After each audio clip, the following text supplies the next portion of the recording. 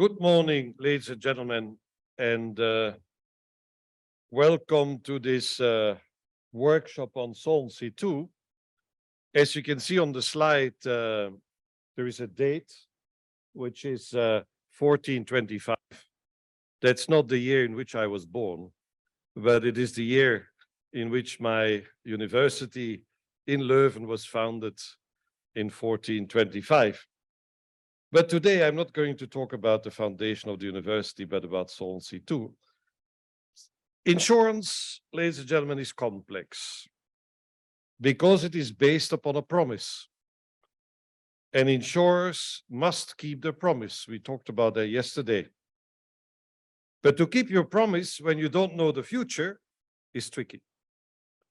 And that's why insurers are required, as soon as they conclude a contract with a policyholder, to set up what we call technical provisions for the expected risk. Sometimes people refer to reserves instead of technical provisions. I always object against that terminology, which is American, because a reserve has nothing to do with a liability. A reserve is a reservation of profits in the company. So accounting-wise, the term reserves is confusing, and I will keep using the word technical provisions, which is also used in most of the European regulations. So insurers must set up the technical provisions for the expected risk, and then, and that's where the problem starts, they must also set up a capital buffer for unexpected risks. And the question how to do that, that's what we are going to discuss under Solvency II. Today, I will describe to you how we managed in the European Union to move from Solvency I to Solvency II. And I must admit that I myself have never lived in a Solvency I world. If you ask me to explain to you Solvency I, I'm incapable of doing that. I would even object against that because I think it is a pretty crazy system. It's a crazy system, and the logic of it is that it was invented by actuaries, actually by academics. A Dutch professor, Champagne was his name. Champagne, ladies and gentlemen. He must have been drinking a lot of champagne when he was developing Solvency I because of all the negative aspects associated with that, and I will try to show you that. But first of all, look outside. Do you see? The sun is shining. And that was very funny. Whenever I was speaking about Solvency II, the sun was shining. Because Solvency II is good for you, and that is the story. So let's move on with the slides. More than ever do we live today in a risky world. And we have a globalized world, no need to tell you, but new emerging risks that appear around the horizon, whether you want it or not, are also likely to affect you. And insurance should help to mitigate the damage that results from those risks. But it can also only do that when it is well organized. And experience has shown that insurance works best in an environment which is well regulated and supervised. And I know people from the insurance industry may not always like their supervisor. And people from the supervisory authority may not always like the insurers. But in the end, the better the supervision, the more likely it is that insurers will thrive well. That is the practice, that's the experience. All experts around the world agree today that insurance regulation and insurance supervision should be risk-based, and that in a modern solvency regime, there should be a close relationship between risk and capital. And that's what we are going to refer to, Wolfgang as well as I. I think this is very important. When I say most supervisors in the world it includes the insurance industry, and I'm really talking about the world at large.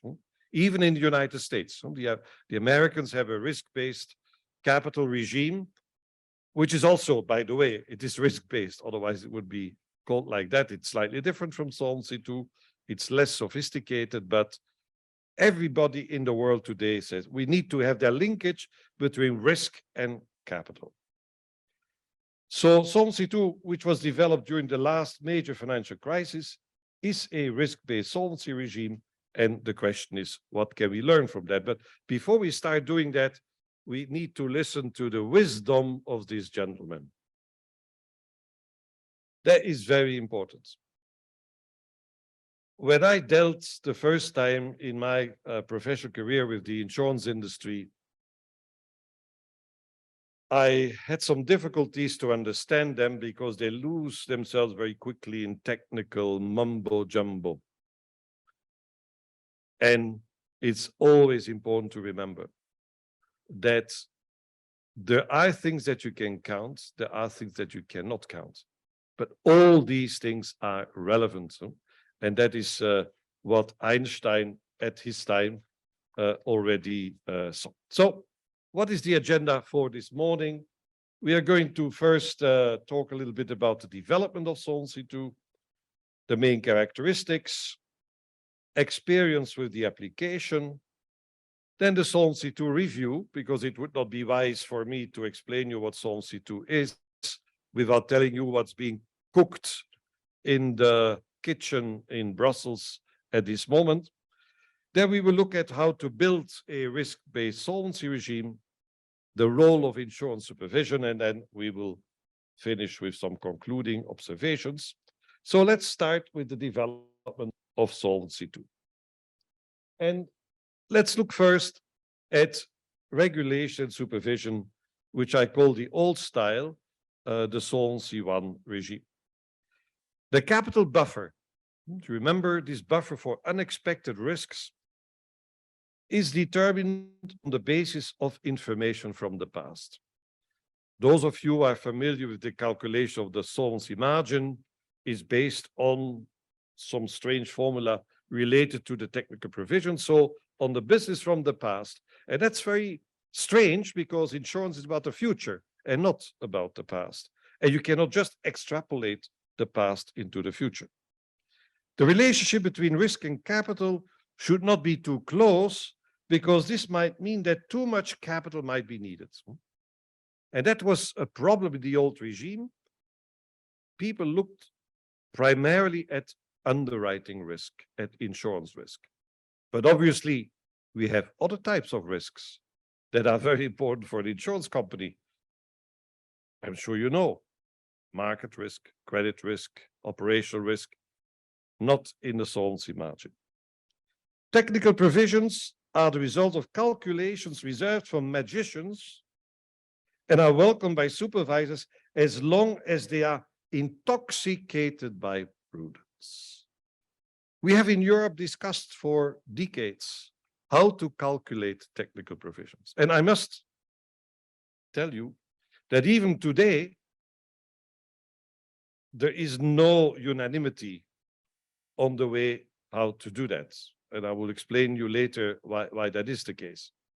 But in many countries today, countries that are not following a risk-based solvency regime, technical provisions are not discounted. So they're fat. There's a lot of fat in the technical provisions, which is helped also by the taxation regime, because in many countries, these technical provisions are tax deductible. So insurers are interested in having very fat technical provisions. The supervisors love that, because the more fat there is in the business, the more hidden capital is there in the business. So everybody's happy about it. But what's the message following from this calculation? That is the question. Better not to have too many actuaries involved. I remember in many countries in the European Union before Solvency II, you were operating like things like nuclear insurance without actuaries and without capital. Doesn't seem to be the right way forward. Group supervision is a luxury.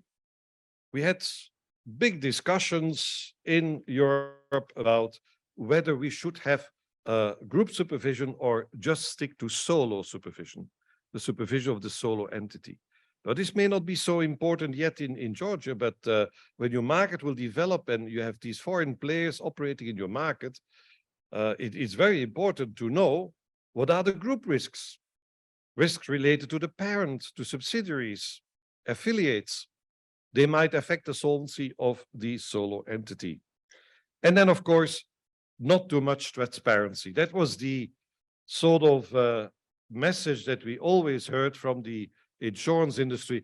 Insurance is too complex. We can't give you the numbers. Trust me, we are okay. And that's why the international financial reporting standard for insurance, IFRS 17, was adopted just recently. Is that an accident? No. I remember because in an earlier part of my career, I was responsible for financial reporting. Well, whenever we had a discussion about accounting, the insurer said, we need to be scoped out because we are too complex. Don't tackle us. So that is the reason why this took so much time. So the new style, how is that then? Well, the capital buffer is based on an economic forward-looking approach.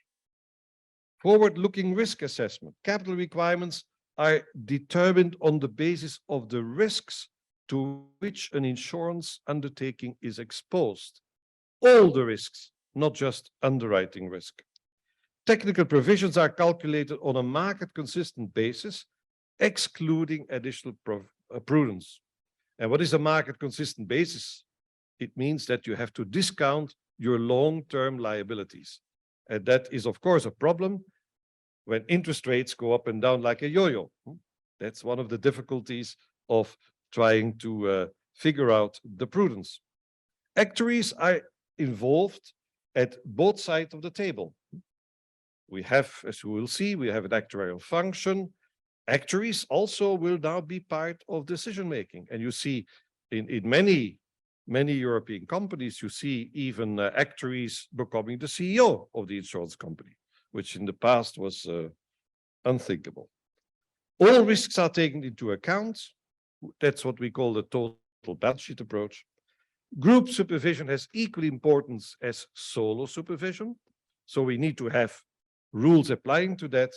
And transparency is a key element. Transparency is obviously very important. It's important for the insurer itself, the environment in which the insurer operates, and also for the supervisory work. This is in brief the birth of Solvency II. It was planned at the end of last century, the Financial Services Action Plan, which was developed in order to create an internal market for financial services in the European Union. We had a slow start because it was not considered a first priority. That's something that you will probably experience too, also here in Georgia. Political authorities in general do not like to deal with insurance regulation. It's too complex. And that's why banking regulation always comes first. So it was not the first priority. Then it was conceived in 2004. We developed a framework for consultation, which set out the principles of Solvency II, which was then discussed with the member states, with the stakeholders, a very broad consultation process, because we believe that it is important that the system is developed bottom-up. So you consult with all interested parties, you do quantitative impact studies, and only after that do you design your regime. A healthy pregnancy between 2004 and 2007, when it was further developed. It was delivered in 2009, but as many deliveries, not without complications. It had a postnatal depression, the financial crisis. Just imagine we were developing this sophisticated regime in the middle of the financial crisis. And that was not evident, I can tell you. If we had not adopted Solvency II in 2009, it would probably not even be there today because of the financial crisis. And we had to be quick in order to avoid this from spoiling everything. It was severely ill between 2011 and 2013. Take you back to that period. You will remember low interest rate environment, volatility resulting from that. You design a solvency regime which takes account of interest rates. The consequence is that your technical provisions go up and down like a yo-yo, and that's very difficult to design a solvency regime for long-term liabilities. And so we developed some measures that were reducing the volatility in the calculation of these long-term guarantees, long-term liabilities following from long-term guarantees, mainly, but not exclusively, in life business. Then it was in intensive care with EIOPA. EIOPA is the European Insurance and Occupational Pensions Authority based in Frankfurt. It's a European authority, and I would advise you once in a while, if you want to know what's going on in the world of insurance in Europe, to Google the website of EIOPA. You'll find a lot of interesting information there. So EIOPA took care then about these technical aspects of the long-term liabilities, and then there was an injection of an extra dose of vitamins in 2014, Omnibus 2. Forget about that technicality. It was just a fixing of the last aspects of Solvency II in order to reduce the volatility in the calculations. And then the baby was alive and kicking since 1st January 2016. And as I mentioned, it is now back in the maternity because of the Solvency II review, in which we are going to look at certain aspects of the regime in order to improve it. So let's then move on to the main characteristics of Solvency II. And if you ask me, where can I find this material? Well, you can find it in a directive, which is a European legal instrument, a directive which we call the Solvency II Framework Directive, which is then implemented by delegated acts which are issued by the European Commission. And the most important one is the delegated regulation. I will refer to that sometimes. And then we have the guidelines issued by EIOPA. So let's start and have a look at the very important characteristic of Solvency II, that it follows a three-pillar approach. And this three-pillar approach was not invented by us. It was invented by the banking supervisors. You will all probably be familiar with the Basel Committee of Banking Supervisors, obviously based in Basel, in Switzerland. And they set the capital requirements for banks. Well, the Basel Committee discovered fairly soon when they started doing that, that if they only set capital requirements, that the banks were gaming the system. They were producing balance sheets which satisfied the wishes of the supervisors, but followed in their day-to-day management practice a different approach. And that's the reason why it was decided to go for a three-pillar approach, whereby you look at the quantitative requirements, capital requirements, then you look at the qualitative aspects, risk management, governance, and then you look at transparency, disclosure in the system. That is very important lesson that we learned from the banking sector, and it is important particularly when we talk to mathematicians in the insurance industry, to the actuaries that believe we just have to look at pillar one, because that's our territory, calculation, you know. No, it's not just about capital. It's more than just capital. That is very important. And these three pillars, as you will see from this slide, they have the same importance. This is what I used to call the house of Solvency II. And it has three pillars, as you can see. Pillar one is the capital requirements. It's also the calculation of the solvency balance sheet. we always start with the solvency balance sheet. That's important. That's the basis of the calculations. And then we move to pillar 2. And pillar 2, that's all about risk management, governance of the insurance. Remember yesterday, one of the insurers said how important he felt that there is good governance in the business. Well, that's all set in pillar 2. And pillar 3 deals with the transparency, public disclosure, supervisory reporting. And all these pillars are interlinked.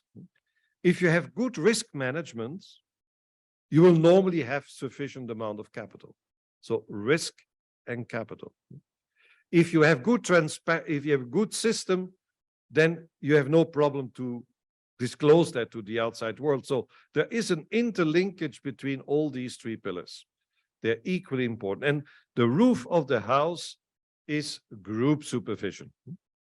You can imagine if we were building a house without a roof, certainly in Brussels, it would become a swimming pool. So because of the rain. So we need a roof. And the roof is the group supervision, which links everything together from a group perspective. And let's go quickly to these pillars individually. Something which is typical for Solvency II, it has 2 capital requirements. Some people have criticized me saying that I did that to please the actuaries. 2 capital requirements. Oh, we can calculate. There's a logic. And what is the logic?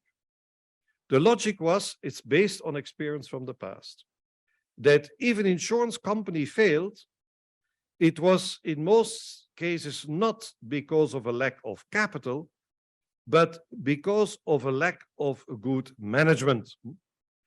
And the problem is that under a Solvency I approach, you would only notice that when it is too late. And that's why we set a solvency capital requirement, SCR, which is a target level of capital. That's the sort of ideal situation that we want you to have. You can breach that capital level. When you breach that capital level, it's not a disaster, but it is a message then to sit together with your supervisor and to discuss how can we get back to our good capital position. So the SCR is what we call an early warning signal. If something goes wrong with the SCR, then there's still time to do something about it. And then the capital can go lower to the level of the MCR, the minimum capital requirement. Once you breach the minimum level of capital, then the supervisor will put you into runoff. You have to stop doing your business. That is very important, the logic of these capital requirements, which is not always well understood. Target level SCR, MCR, the bottom, and you must make sure that you stay ideally around that level of the SCR. And the solvency balance sheet, which is necessary to calculate your capital, is based on a balance sheet where assets and liability are calculated on a market consistent basis, on a fair value basis, as we say, which is basically following international financial reporting standards, make it easy for you, but with some exceptions, which are in the logic of the supervision. Technical provisions. Obviously, there is no market for technical provisions. And that's why we have to model these technical provisions. And we do that by evaluating them at the best estimate and a risk margin. The risk margin is the amount of capital that you need if you transfer your portfolio of liabilities to a third party. And then we have within the capital, following the Basel approach, a tiering of capital, tier 1, tier 2, tier 3, whereby tier 1 is the most the most valuable amount of capital is basically the cash.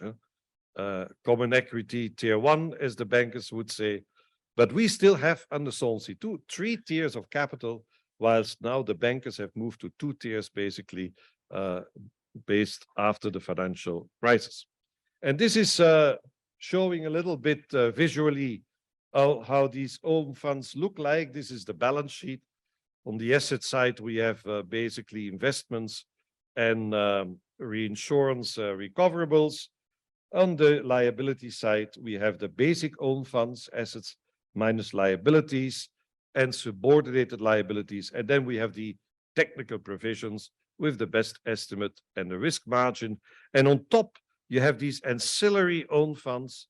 These are funds that, based on supervisory approval, an insurer can consider as own funds because of their solidity. For instance, a guarantee that's offered by the parent to its subsidiary can also be used as capital under Solvency II.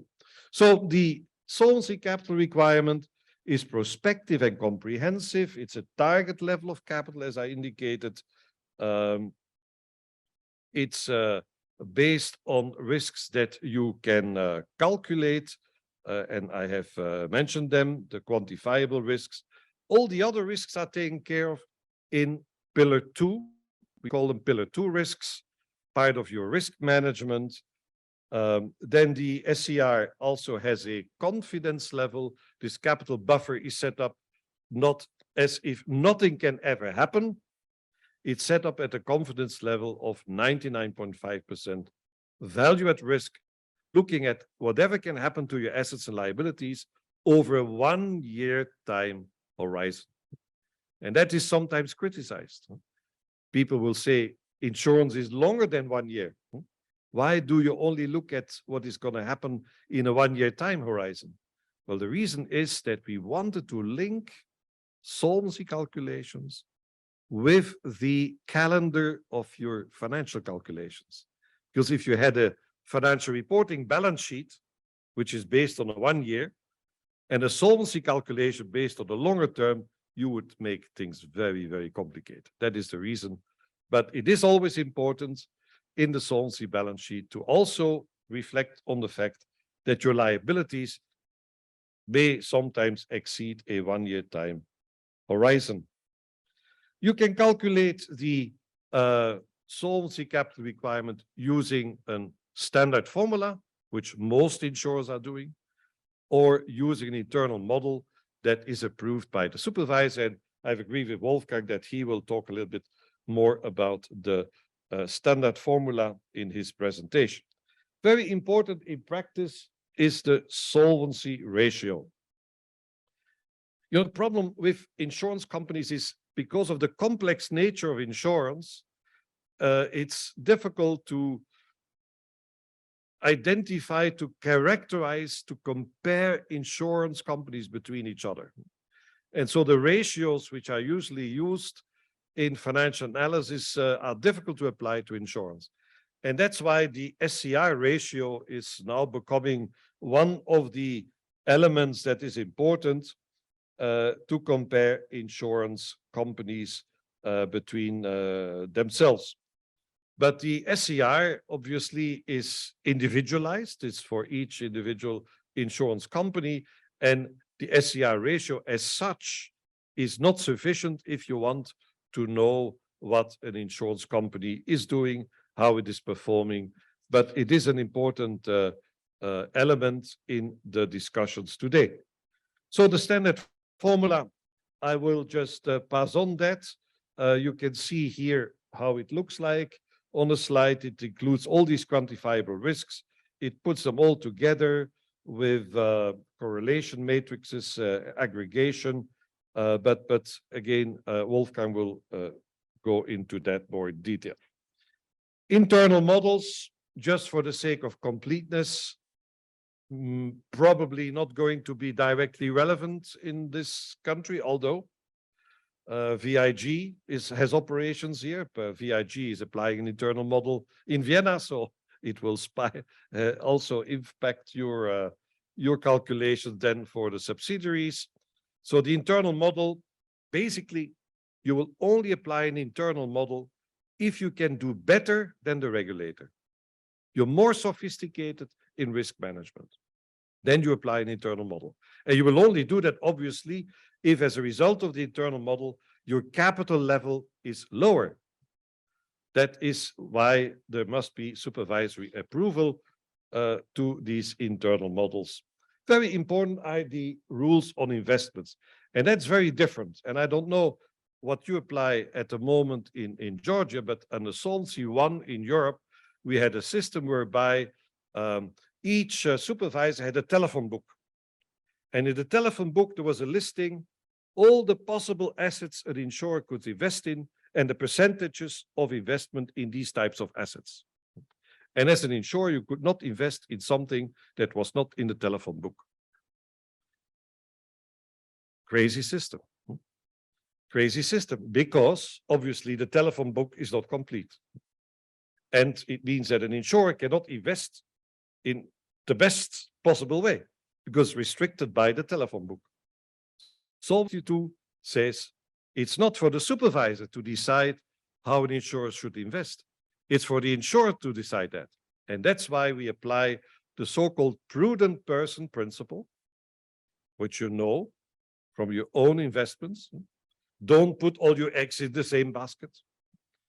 Don't invest in things that you do not understand. And there are these words on the fourth bullet point. Very importantly, an insurer cannot invest in things that it cannot identify, measure, monitor, manage, control, and report. And we see in general that insurers are relatively conservative in their investments. But that is very important. Remember what happened in the US with the banking sector, where clearly these principles had not been applied, and the banks do no longer exist. Investments must also be made in the best interest of the policyholders, because they are the basis for the technical provisions, and the technical provisions, of course, must be such that if the risk materializes, there is money that can be paid. And that's why insurers must be very careful also not to invest too much into assets which cannot turn into liquidity in a short term. That's an issue. Asset liability management, very important. Pillar 2, briefly on this slide, refers to the qualitative requirements. What do we do with emerging risks, such as listed climate change, cybersecurity, pandemics, operational resilience? How do we deal with that? To the extent they're not in the standard formula, under Pillar 2, you have to do your own risk management exercise and decide whether, because of those risks, there may be a reason why you need to hold more capital or that you have to de-risk your balance sheet. That is your decision. Enhanced governance and risk management. 4 key governance functions are introduced. We'll talk about that. Very important, the ORSA, own risk and solvency assessment. And then also the strengthened supervisory review. The governance requirements, very important that there is a system of governance based on a policy that is written, that is regularly reviewed. And what is the important element here is that everybody in an insurance company should know what he or she is doing, to whom he or she is reporting. And that must be part of a system of governance, which is agreed by the board of directors of the insurance company. And that's very important, because one of the lessons we learned from the Solvency II discussions is that many people work in insurance companies. If I ask them, can you explain to me what you're doing? Just in a few words. To whom are you reporting? Well, it's a good exercise to find that out for you, where you stand, to whom you report. That is part of these governance requirements and will help to create a system of governance that's transparent and that is also efficient. These 4 key governance functions, you see them here. They are obviously not the only governance functions, because you will see the CEO is not on their list, but usually you will have a CEO. But the governance functions are risk management. Remember, insurers are professional managers of risk, internal control, internal audit, and actuarial. All these persons fulfilling these roles must be fit and proper. And I don't know your requirements today, but I'm pretty sure that you already have that fit and proper requirement in your day-to-day practice in Georgia. It's an old requirement in the financial sector, and you obviously know fit has nothing to do with fitness, but it has to do with being knowledgeable about the tasks that you are doing, and proper is applying the ethical standards. And I cannot underline enough the need to have in the financial sector people with an ethical behavior, because we see once in a while, even in big countries of the world, that this is not necessarily a guarantee even today. Risk management, that is obviously very, very important. And Solvency II rewards good risk management. The better you manage your risks, the less capital you need, and you may even be using an internal model. So it's good to be good in risk management. It must be effective, a written policy, and let's have a quick look at the main areas of risk management. All of them are very important, and you know that from your practice. It all starts with the underwriting. You know, sometimes when it gets wrong in an insurance company, it starts at the inception, the wrong policies, of the policies with the wrong people. So the underwriter already must, at the moment of the underwriting, think about what are the capital consequences of this insurance contract. That's the logic of Solvency II. The reserving risk management.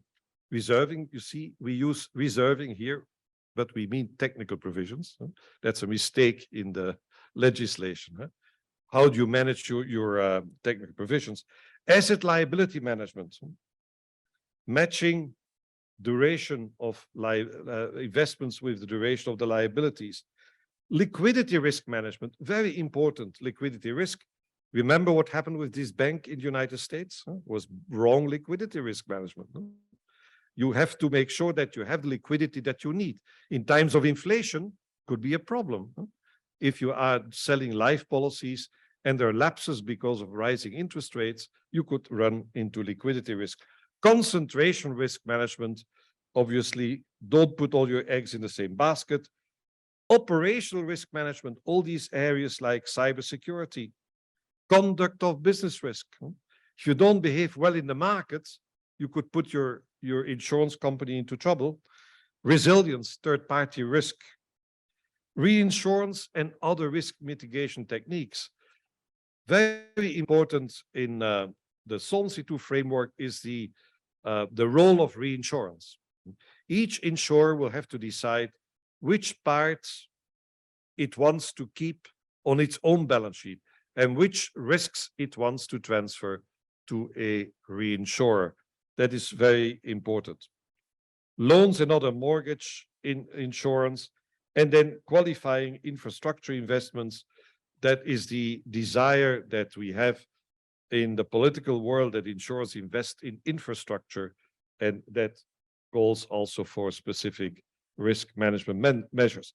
The ORSA is very important. It was, again, not an invention from Solvency II. It comes from the banking sector, from the Basel rules. What does it mean? It means that you apply your standard formula, your internal model, but at least once a year, you must sit back with all your staff in the insurance company and look at, have we taken account of all the risks to which our business, our individual company is exposed to?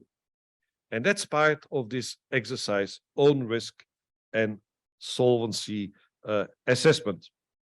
And as a result of this exercise, you may come to the conclusion that your actuary insurance, that you are insuring risks for which you probably have not enough capital.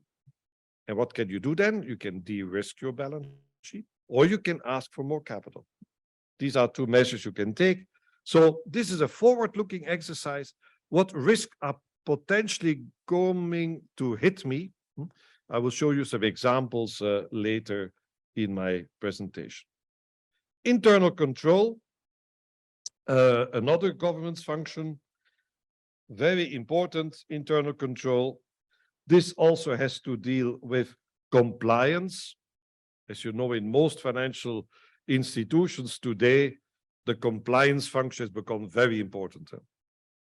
Sometimes too important, people would say, but internal control is there to ensure that everything is working well. And that is, of course, strengthened with internal audits. The internal auditor, you cannot combine that function in principle with any other function. It must be independent, report directly to the board. There must be an audit plan. That is also a very important function under Solvency II. And then the last one that we cover is the actuarial function, which is new. Before we had Solvency II, we didn't have a requirement for an insurer to have an actuarial function, maybe an exception for the life business. But this actuarial function means that there is technical expertise available in the insurance company, particularly to oversee the calculation of technical provisions. So basically, the actuarial function has been designed to watch over the way technical provisions are being calculated, so looking over the liability side of the balance sheet. That is important because that's the lifeblood of the insurance company. And people can occupy this function, obviously, when they are qualified actuaries, but also when they have mathematical skills. So it is not necessary, and we discussed that yesterday, it's not necessary that the person occupying that function is actually a member of an actuarial association or institute. It can also be somebody with mathematical education that can be appointed in this function. And insurers may also decide that they cannot afford an in-house actuary and rely on actuarial services delivered by an expert firm of actuaries, for instance. So that is the supervisory review process, also part of Pillar 2.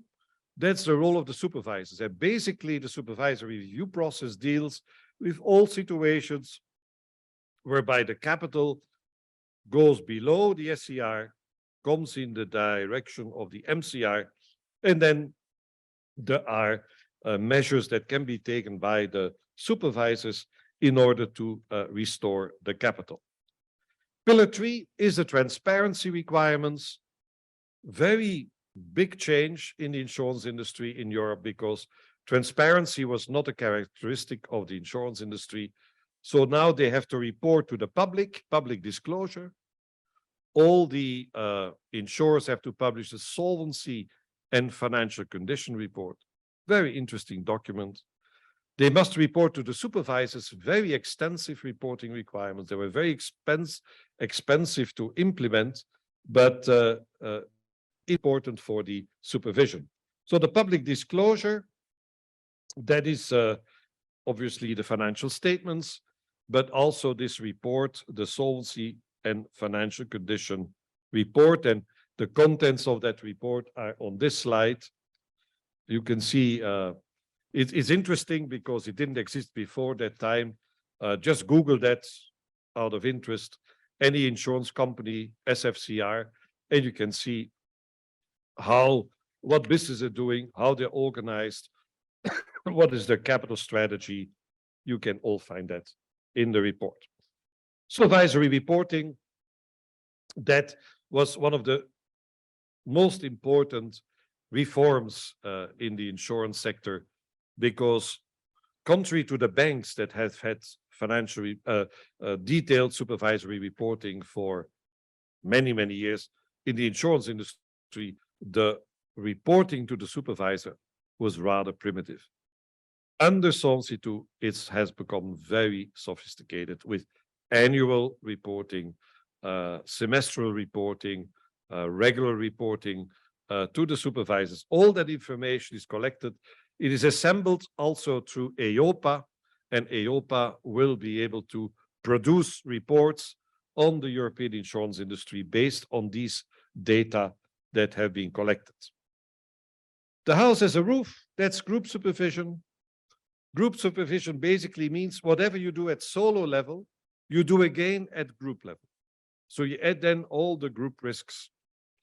That is complex because take the example of Allianz, German insurer that is operating in 150 countries in the world. Who supervises Allianz? Well, it is the German supervisor based in Bonn, but how can it possibly supervise all these entities? So what we do today is we create a college of supervisors. And a college of supervisors can only work when there is a boss. And who is the boss? Is a group supervisor. Who is a group supervisor? Is a supervisor that is based in the country where the seat, the headquarters of the insurers are based. So the group supervisor will call all the supervisors of the subsidiaries, important entities, to Bonn for a meeting of the College of Supervisors. And that is, of course, quite a challenging thing to do because you have a language problem to start with, but you also have the question of exchange of information between supervisors that needs to be organized. And also the fact that you need to have a group approach and look at the interests of each individual insurance element of the group, also from a group perspective. In order to facilitate that, we have taken some decisions on equivalence, whereby we recognize the equivalence of third country solvency regimes, equivalent with Solvency II. We have recognized two countries, only two in the world, that's Switzerland and Bermuda. That's an exam question, why Bermuda? But that is the way we operate. We also have dealings, of course, with other countries in the world, including the United States, because we need to do that for a group perspective. Maybe at this stage, let me pause for a minute and ask you whether you have any questions on this three-pillar approach. Pillar one, the quants. Pillar two, the governance. Pillar three, the disclosure. Any issue that is not clear to you, where you say, I'd like to hear a little bit more of that, or I have an issue here. Actually, there are several questions, and I suppose they are all related. It's not about the pillars, but about the presentations that we had, right? Yep. So I have several questions. If we have enough time, I will try to be quick. We were discussing about the actuaries. Maybe we will discuss it later. So what I'm wondering is, do actuaries, I know that they are studying the checking and evaluating the liabilities of the insurance companies, but do they check asset and liability matching, including time matching over time? Actuaries, do they do that? Risk management is the realm of the risk management function. So actuaries basically concentrate on technical provisions. That's their main role, but they can assist the risk management function in carrying out risk management. So if the person, the CRO, wants to have a second opinion from the actuary, can perfectly do that. That's foreseen, but the main role is with the CRO, risk management. Can I also answer? If I may also answer, I think most companies would have something like an asset liability committee that would, and I'm getting to that in my presentation as well, how you practically implement some of these things. So you would have an asset liability committee where there are different people. There are people from the investment side, there are people from the actuarial side. There are guidelines that you need to write yourself for how to do the asset liability management in your company and what the, approved deviations from certain matching targets are. And in this committee, there are actuaries and there are investment managers and there are finance managers and there are, a lot of different people, and they agree a plan of how to do that. And then it's usually within this plan, the investment managers then go out and do their investments, but they have clear, strict guidelines from the ALM committee, which is not a single person, which is not a single, idea, but it is a committee of the company that agrees the strategy and the implementation of asset liability in the company. Not sure. I hope it helps, but yeah. So in my understanding, because we are talking about present value of future liabilities, right? So I suppose actuaries should play a crucial role in these situations. Yeah. Yeah. Karel might not like it, but actuaries are a crucial role in many areas of the insurance company. Yeah, sorry. Of course, I agree with that. Okay, so the second question, I don't know if I'm not, go ahead. I will try to be quick. So the second question is main problems. I mean, it's not a question, but about your comments on main problems related with the discussion with insurance companies, with the studying of their internal controls. I mean, what are the main problems with internal controls? Not internal controls, internal models. Internal models. Internal models. Yes. Yeah.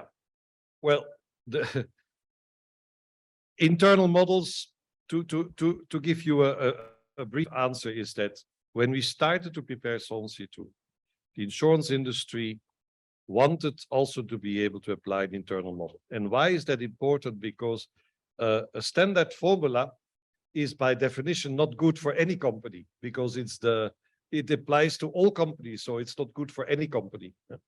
And that's why an internal model is the ideal way in which you reflect your own particular risks. But insurers were telling us that they were very good at that. The practice showed that in many companies was just one guy who did these internal models. And then when he would be overrun by a motor car crossing the street, everything was gone. So a lack of documentation, that was one of the problems. A lack of, application of statistical standards and so on, and also not always approved by the board. Internal model must be approved by the board of the insurer. So today, basically, I would say that if you take Europe as a whole, there will be less than 1% of the companies that apply internal models. Basically the very large companies, but even they don't, and sometimes only a partial internal model, because they cannot calculate all the risks better than the standard formula gives them. And perhaps if I may add, for example, you mentioned VIG. VIG, I just checked it, has a partial internal model, yes, only for their real estate. property. Yes, real estate on the asset side and property casualty business. And I would say from a business perspective, one of the main problems of internal models are that if you follow the rules that are set out in the Solvency II regulations, companies would submit. We're not talking about 50 pages. We're talking about tens of thousands of pages that are required to prove, to set up, to describe the internal model, the different statistical tests that are needed to practically mirror what has been done as a background work on the standard formula model. So I think it's just expensive. It's very, very expensive. And I want to come to that in my presentation as well, but I might as well mention it here. A lot of companies have strategically decided not to apply formally for a partial internal model, but to just say, I use the standard formula because have much more capital anyway. So even if the standard formula is not fully correct and I might hold more capital, I'm going for, say, 180% of standard capital requirements anyway. So I might as well use the standard formula, I might be at 160%, but I'm still, you know, way above the SCR. And I don't agree with Karel. From a regulator perspective, it might not be a drama if you are, you know, hitting the SCR. From a management perspective, it is a drama, right? I mean, usually the management is fired, right? So, I mean, from a management perspective, it's generally a drama, not from the supervisory authority side of things, but from the practical perspective. So that's why a lot of companies are using a standard formula for the pillar 1 and strategically use an internal model, in inverted commas, their own model for the ORSA and for the pillar 2. So they use something like a more suited model, but that doesn't have to follow the formal pillar 1 internal model requirements. So they don't have to get that approved, but they can still use it, and they, you know, can use it for all the ORSA, they use it for all the pillar 2 things, and that's what a lot of, say, smart companies are doing that are not big enough to follow the internal model route on their own, but can practically use their internal model then for all the pillar 2 things. And there is a buffer that they, you know, are aware of, but don't care too much about on the pillar 1 side.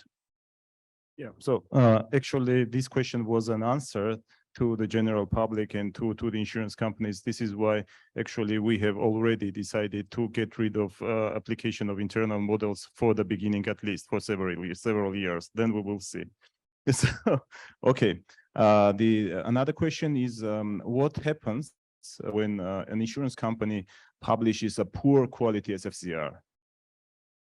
Because something should happen. So I notice that there are some very poor quality SFCRs published, but nothing happens. So what should happen in this case? If the SFCR is of not a very good quality and it is published over the years and years and years and nothing happens. Well, that is, sometimes it's argued, particularly in Germany, the German insurance industry has been very forthcoming on that they consider these SFCRs as not of any interest because they are not sufficiently often downloaded. Not enough people consult them. To make a good SFCR is not easy. And one of the, as I will show you later, some people would argue that the SFCR is too general for the experts and too technical for the non-experts. To find the right compromise is not easy. But to answer your question, even SFCR is consistently no good. It could be a sign of weak governance in the insurance company. But that would then also apply to other sort of information that is disclosed. And if a supervisor would see that, it could be a sign of bad governance, which would require looking at that company more in particular. So how generally, is there any function in EIOPA, for example, to control what quality, just as a selection, what quality of SFCRs are uploaded on the sites of the insurance companies within the European Union, and if the supervisor controls that? Well, EIOPA has done a report on published SFCRs and come to some conclusions and some recommendations how to improve them. And as part of the Solvency II review now, there is a discussion whether all companies should continue to publish an SFCR and whether there should not be a separate report for the experts and a more general one for the general public. That is being discussed at this moment. Okay, thank you very much. And one last one, and maybe I will pass to the colleagues. But this one, we may postpone it for later because we discussed it for a while, a couple of days ago together with you. It's about the impact of IFRS 17 on the standard formula, on the solvency balance sheet and things like that. If not now, maybe later on, it's okay. Just not to miss this point, okay? Okay, we'll take that on at the end, maybe in a discussion with Wolfgang later. Yes. Thank you very much for such an interesting brief presentation of Solvency II. And I want to once more say thank you to our Spanish colleagues that we're familiar with the system now, and it's more or less understandable for us. Thanks for them for their starting course for this training project. My question is more general. of course, we do realize that I want to divide it into parts. First is adoption of Solvency II system, creation the system, creation legal framework, and elaboration of it, and then adoption. And the second one is implementation, of course. And concerning implementation, yes, and we realize that we need transitional periods for several points. And can we implement it step by step? I mean, for example, we do realize that first pillar, it's too complicated for our insurance industry. Second pillar is more or less understandable, easier, because it goes to management and also. And concerning third pillar, do we implement third pillar without first pillar, for example, or second pillar and then first and third pillar, or combination of these three pillars? Is it possible? Do we implement it simultaneously or step by step? Because definitely we realize that we need transitional periods for many issues. Thank you. I think it's a very good question. I was going to cover this in more detail later, but I can already tell it now. I have a slide in which I developed that more specifically, but let me ask you a question. I think what's the most important thing when you are on a move to a risk-based solvency regime is to make sure that you have good risk management. That is very, very important. And in their risk management, to introduce this forward-looking approach of risks, to require insurance companies to do this ORSA, to look at their own risks and to write a report about that, which is discussed with the supervisory authority. That is a good sort of learning experience. The governance is still in pillar 2. The governance is very important also, that you have these functions available in the company, that the governance is organized in a transparent, efficient manner. How it is done in practice, each company has to decide. As Wolfgang said, with all these committees and so on, that's not what the law should deal with. That each company should be allowed to organize itself in the way it likes, but these functions have to be there. So that you as a supervisor, you know who is in charge of the risk management, who does the internal control. You need to know the actuary, the chief actuary, and have regular contacts with them. So basically, I would say, start with pillar 2 and try to introduce some good practices like the ORSA to check the governance of the insurance companies. And then pillars 1 and pillar 3, to start with disclosures. If you are not sure about the values and the calculations, which is pillar 1, is not a good idea. I think pillar 1 and pillar 3 are very much interlinked. And what you could do, and that's what I suggest also in that slide, is, as you mentioned, a step-by-step approach. You could do some quantitative impact studies, the calculation of technical provisions. Try to have the companies calculate that, see what's the outcome of that. Also, when you are thinking about having a standard formula, test it out and take your time to do that.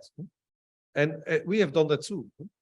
So do it in very close cooperation with the stakeholders, with the insurance industry, with all the other parties, the risk managers, the accountants, the actuaries that are available here. Work with them to do that. And also think about transitional measures, whereby you allow for a certain period, certain practices, which then at the target date will expire.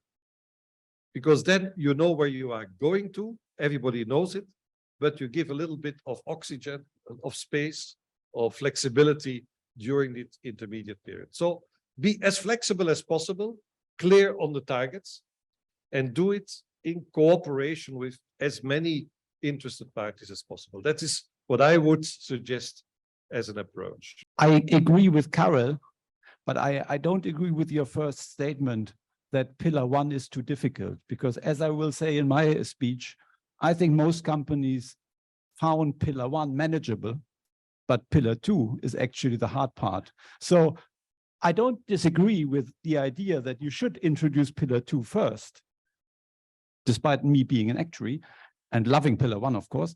But still, I think you might be misinformed to think that Pillar 2 is easy or is easier than Pillar 1. Because for Pillar 1, you just need a bunch of actuaries to go away in a room to do the calculations. For Pillar 2, you need the engagement of everybody in the room. And that is much, much harder, much, much harder. So I don't disagree. Go try the hard things first, but it's not because Pillar 1 is too difficult.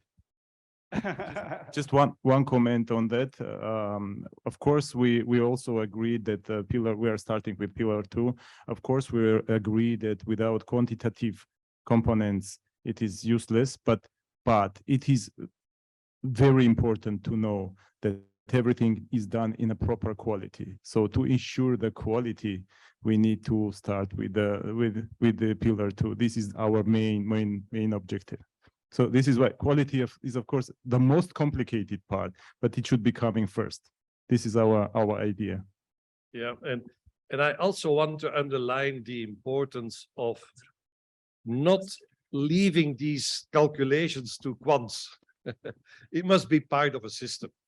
And that's why the awareness of the people of the industry through governance and through risk management is the best guarantee that you are going to be right also on the calculations. That's important. Okay, shall we continue? You're welcome. So some other characteristics. Basically, what I wanted to say on this slide is that I believe it's important that you follow a principle-based approach. Do not get into the risk of having too many detailed rules, because you will notice afterwards that maybe it's not correctly written.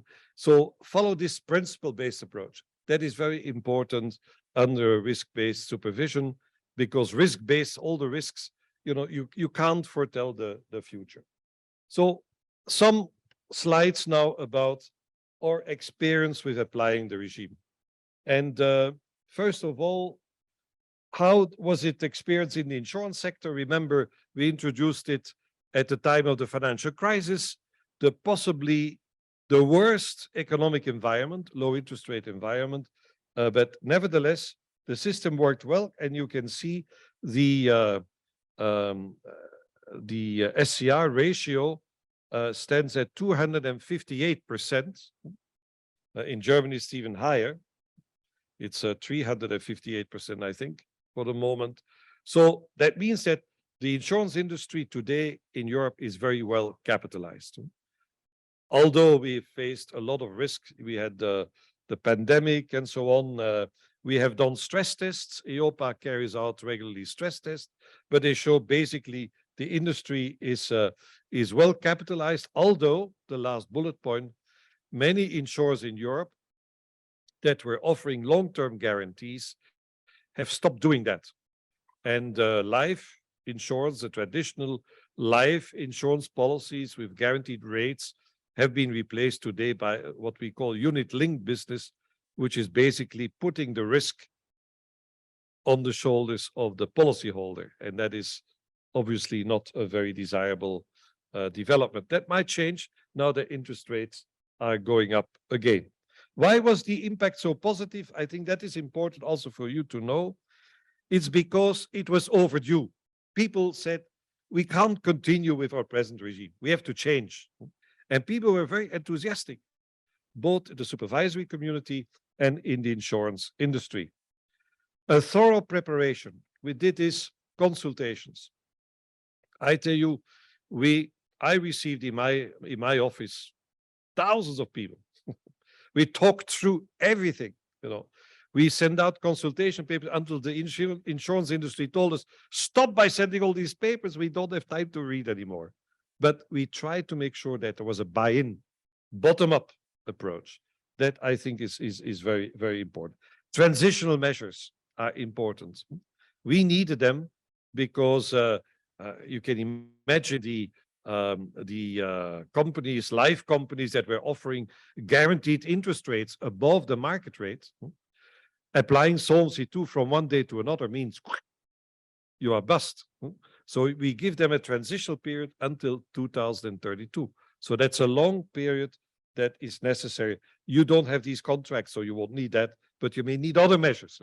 And that is important in making the system or the transition a success. And if you look at the more details, pillar 1, the standard formula, I think this first bullet point says it all. Most people are satisfied with the standard formula.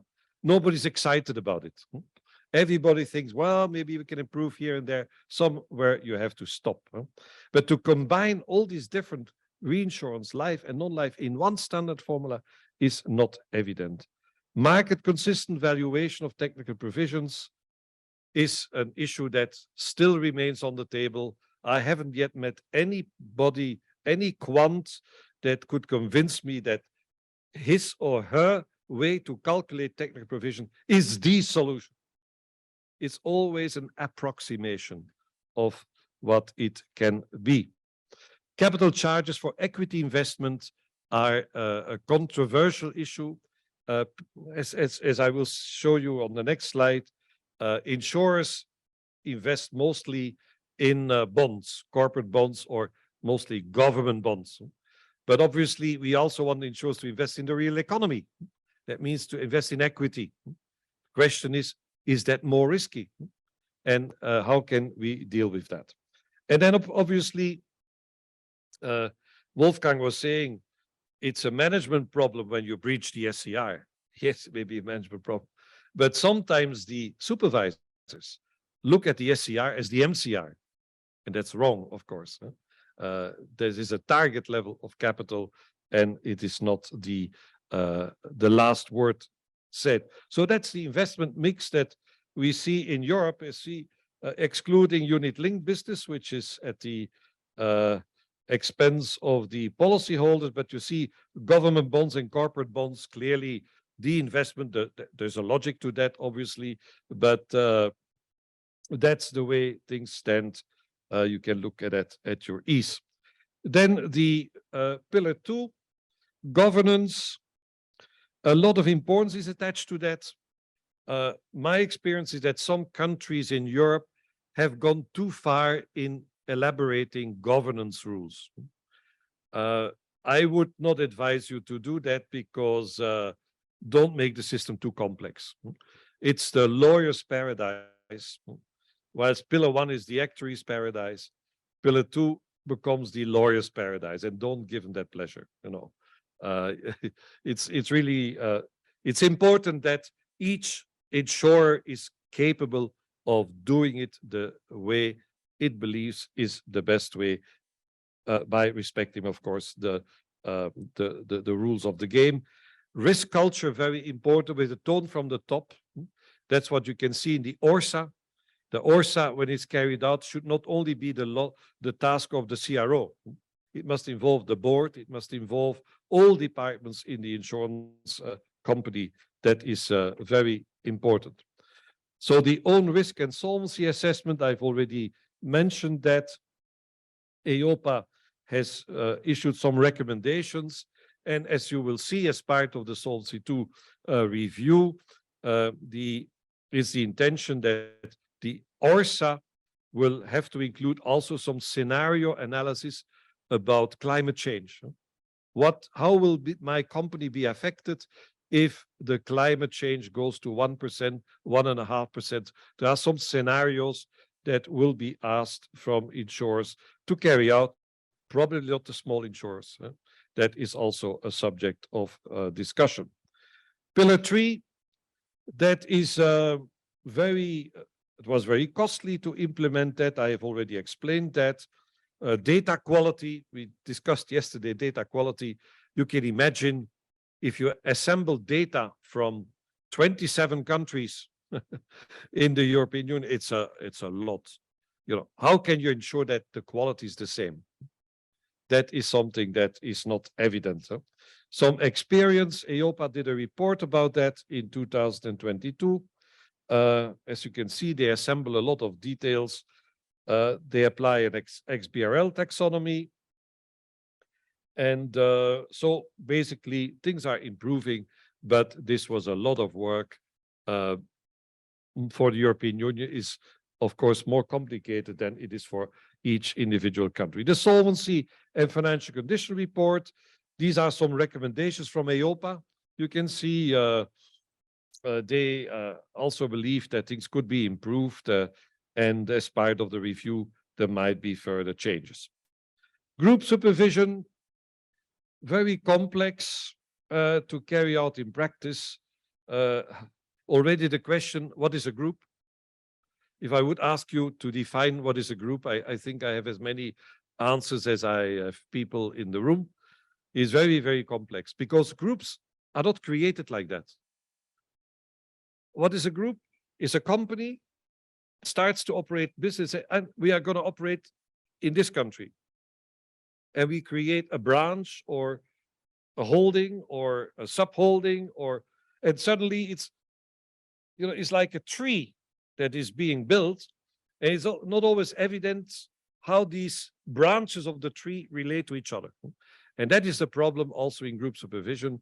That's the problem. EIOPA has done reports about that, but obviously this is something difficult to carry out in practice, also because in the College of Supervisors, all supervisors are equal, but some are more equal than others. You know the story of George Orwell. The Solvency II review, very briefly, is the first review of the regime. The other things that were changed were more of a technical nature, and the European Commission put out a document in September 2020, setting out, September 2021, setting out some ideas in a communication. First of all, which deals also with the Green Deal, low interest rate environment, pandemics, and then changes proposed to the Framework Directive, and then a new regime for recovery and resolution. The first, the changes in the Framework Directive, I have listed them on the slide. I'm, in the interest of time, I'm not going to go into the details of that. All these elements are obviously important. What maybe I want to stress is that it is proposed to have a new chapter dealing with macro-prudential supervision. And you probably in Georgia, you have micro-prudential supervision. You look at each individual insurer.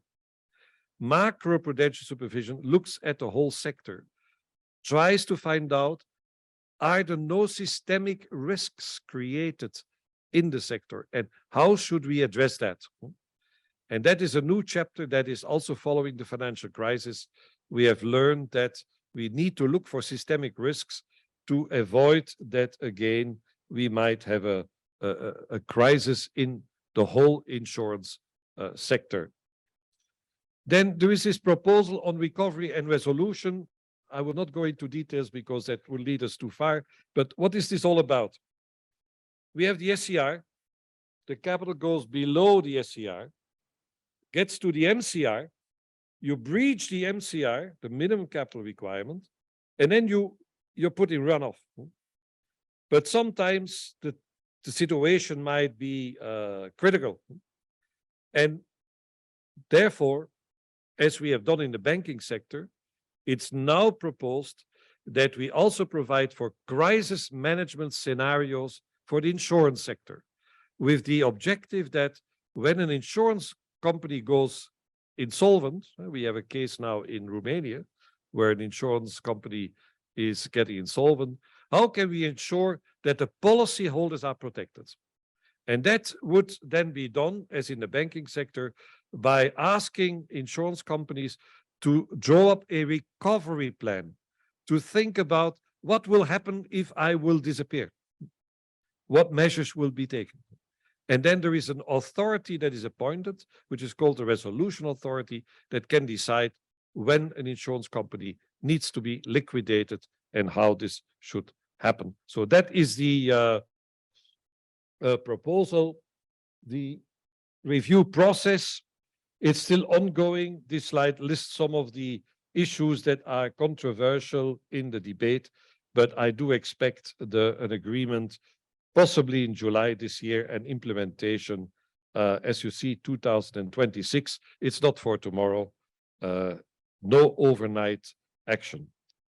Now, this is a chapter dealing with how to build a solvency regime. This is a little bit answer your question, what to do and what not to do, the buy-in, step-by-step approach, the ORSA, substance over form, principle-based approach, training facilities between insurers and supervisors, a very good idea, and transitional measures. Not to do is top-down approach, introducing a standard formula without testing that, designing the new regime without considering all the consequences, setting expectations too high, expecting that everything will work well from day one. Don't make it too complex, and keeping also avoiding, but I think that's also the case here. In the old days, we linked financial reporting with solvency. So the solvency calculations were based on the accounting balance sheet. That's still the case in the United States, but we have moved away from that. So we have our own solvency balance sheet, and then we have the financial reporting aside from that. And we come back to IFRS 17 later. Then the scope of the regime. These are slides which I'll just pass over them with questions that you should ask yourselves. To which companies should the system apply? Proportionality, the next question. Should all the insurers apply the rules in the same way? Should we distinguish between the nature, the size, the complexity of the insurers? The structure of the regime. The three-pillar approach, should we introduce them at the same time? All these questions you should ask yourself. Pillar 1 issues, again, all questions. I leave the questions for you. You can look at them at your ease. On pillar 1, on pillar 2, also, how far should you go into details? Then on pillar 3, also the SFCR, the supervisory reporting. But let me now move on to the next thing. I'm almost at the end. The role of insurance supervision. I think that's also important as well for the insurance industry as for the supervisors.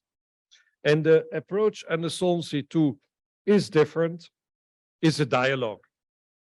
This is very important. It's important. The system, which is principle-based, can only work if both sides trust each other. I sometimes said, insurers should consider their supervisor as their friends. No, not everybody agrees with that, but there should be a situation of trust and of a real dialogue, which means that there is transparency on both sides of the table, as well from the supervisory side as from the insurer's side. Consequences for supervision. It means that the supervisor must be independent and competent, sufficient means to carry out the tasks. When we are talking about internal models, one of the problems, of course, is that if you are going to allow the use of an internal model by an insurer, you need to have at the authority the right people to check that. And that's so evident. And the more complex you make your rules, the more complexity you have at the authority. Because you can't say, for instance, I'm asking all this information and then not have at the authority the people that can assess that information. Because when something goes wrong, the supervisor will be criticized. They will say, you had all the information, you didn't do anything with it. So that is all very much interlinked. And at the last bullet point, you see these criteria, which are very important for supervision. It must be risk-based. You concentrate on those areas which are the most risky. Proportionate. Forward-looking. You have to look at what might happen tomorrow. And preventive. is better than resolution, of course, and proactive, challenging. It's typical, you ask the insurer, how are things? They're great. First question must be from the supervisor, why do you think this is great? Skeptical, critical, and also very important, conclusive. There must be a conclusion in a discussion with the supervised entity. Some lessons from the Solvency II experience. Not all supervisory authorities are equally independent or have the necessary means. They sometimes believe they're living in the dream world of Solvency I, attaching too much importance to capital. They sometimes look at the SCR as if it were the MCR, attach too much importance to form over substance. That's a big risk that supervisors hide behind the text and do not look at the substance. That is not the right way. So, to conclude, is Solvency II good? That question was raised when we had the Solvency II review on the table, and most people, be it from all sides, industry, governments, people are of the view that the regime works reasonably well. There's some improvements possible, they are listed here. Proportionality, overshooting, sometimes too much prudence in the system, the volatility in the calculation of technical provisions, the calibration of interest rate risk was an issue, is less of an issue today because interest rates have gone up again, and then the reduction of capital charges for certain investments. Now, is Solvency II good for Georgia? Solvency II, we have to admit that, is probably the most sophisticated solvency regime in the world. So you cannot possibly do this overnight. Applying Solvency II means that you also take account of the latest developments in the IAS. If you look at the IAS literature, it's all about risk-based capital. The IAA, International Actuarial Association, the IFRS, and Basel. In order to make the private insurance sector grow in Georgia, it's important that insurers follow a risk-based approach, that there is proper governance, and that the regulatory regime is not too complicated and too expensive to operate. That, I believe, is important. Solvency II requires the existence of high-quality supervision and actuarial input. But that's the good news. History tells us that Rome was not built in a day. And the Chinese have the saying that the best way to climb a mountain is step by step.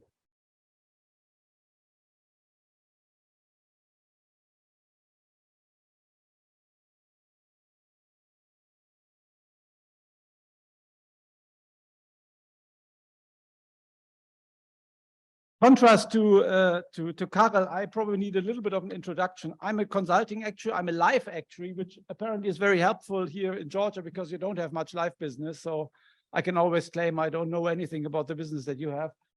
And I worked with a consultancy, practically advising companies, insurance companies, and helping them with sales, with merger and acquisitions, but also risk and capital management. I want to talk about two parts today. On the one hand, I want to again talk about practically all the things that Karel already mentioned.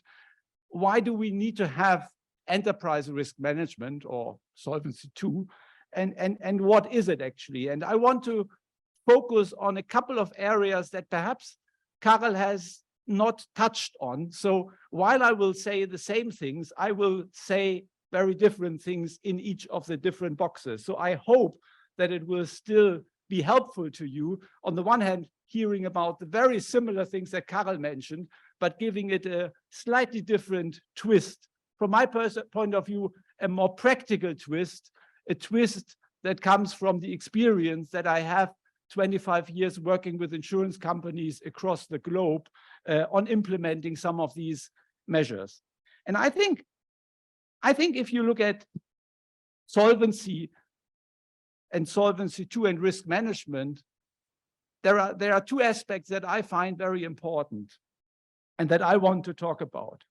And the one thing is, what actually went wrong in the past? And because Solvency II has not been introduced for a very long time, there have been not too many examples of what has gone wrong under Solvency II. But we can look back, and there are very good reports on what went wrong in the past when insurance companies failed. Of course, they failed under Solvency I, but one would think that these failures, or these near misses, as they call it, like with airplanes when they don't touch each other, but it was dangerous enough.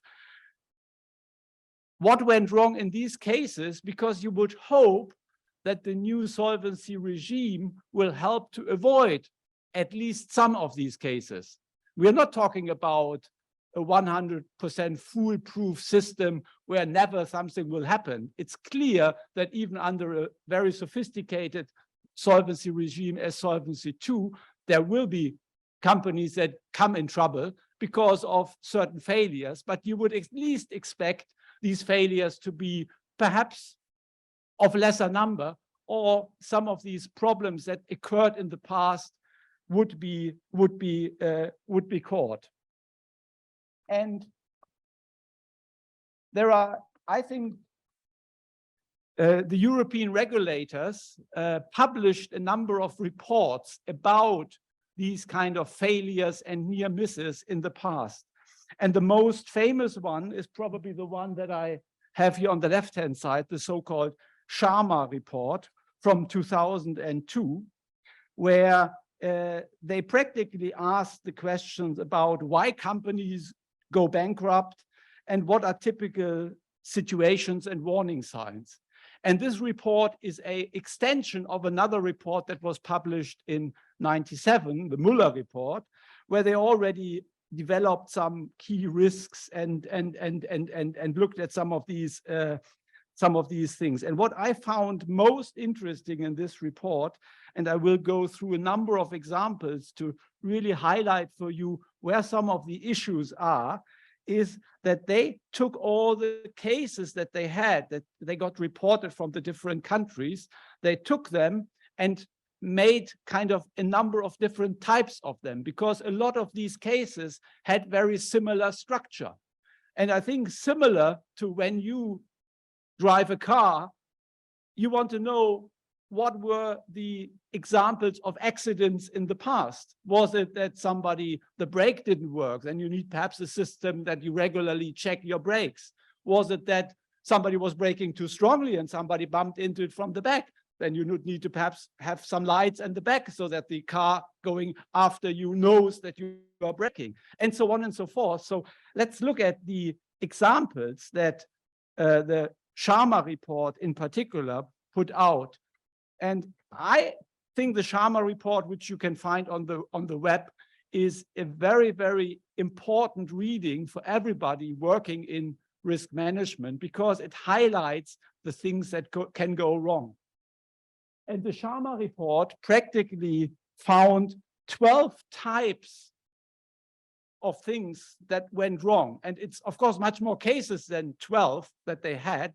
So in some cases, there were multiple occurrences in different countries where practically the same thing happened, and they grouped it in one case and kind of try to understand a little bit more about that. And I want to just, for the fun of it, talk about 4 of these cases, number 1, number 2, and number 7, and number 8, because I think they are quite typical cases. And the last time I spoke about that was in Montenegro last year at a seminar.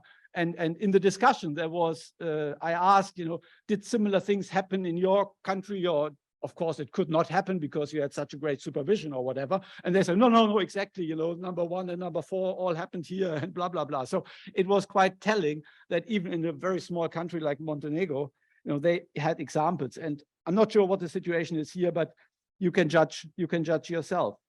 The first case is titled "Parent Sets Inappropriate Policy in Pursuit of Group Objectives." And what happened was practically the parent of the insurer took control, so to speak, of the insurer and overruled their decisions in terms of investment management and in terms of where they could invest in and what they could do. And they, of course, invested in policies, in assets that were illiquid. They invested in certain strategic assets. They invested in other group companies, and thereby practically having a problem on the asset liability side. So when some of the insurance liabilities fell due, they didn't have the proper ability to liquidate their assets to pay these things. And it clearly shows that if a parent company overrides the local decisions and overrides the proper management of the local company, that can lead you into problems. The second case, parent sets inappropriate policy through poor understanding of insurance, is a very similar case, but just not with investments, but just with insurance. So in the second case, the insurance parent practically didn't have much experience in insurance, and they overrode the insurance company's management decisions by setting up a general insurer, and they just sold insurance without having the proper understanding of insurance and without having the proper knowledge of what to do. And they, of course, because they hadn't the proper knowledge, they didn't have proper controls, and therefore they went into a problem very quickly and incurred quite significant losses. You can, it's actually, I think it's just like 6-7 pages in the Sharma report. It makes a very good reading. The second and the third and the last thing I wanted to talk to you about is number 7. Stagnating insurer diversifies. Practically a company got stuck in the business that it was doing. It couldn't grow anymore. So it went into a slightly different business, but also there without proper knowledge, without proper control, without proper understanding. And they went, of course, into trouble. And you can look at these examples, which I think are very, very interesting and very, very highlighting more and more, but it will all tell you that, and that was also the conclusion of one of the Sharma report, that generally these problems occurred because of poor management, which to some extent is perhaps not surprising, because if something good happens to a company, you always say, oh, it's probably the very good management. Something bad happens to a company, it's probably also the very bad management that happened to the company. But you look at the company and the risk management system, and you look, oh, there's something wrong with the assets. Oh, a market turmoil happened and the assets fell in value and the company was in trouble. Or the underwriting cycle, deteriorated and they incurred a lot of losses. These are the symptoms that you see when a company goes in trouble. But mostly the reason is bad management, bad control, bad review, bad proper control and different forces controlling perhaps the underwriting decision, controlling the investment decision. And when we look at some of the examples that we have been discussing, like the pillar 2, where you have an asset liability committee, where you have an investment strategy, this is all about better management. And this is very important. This is very important to understand.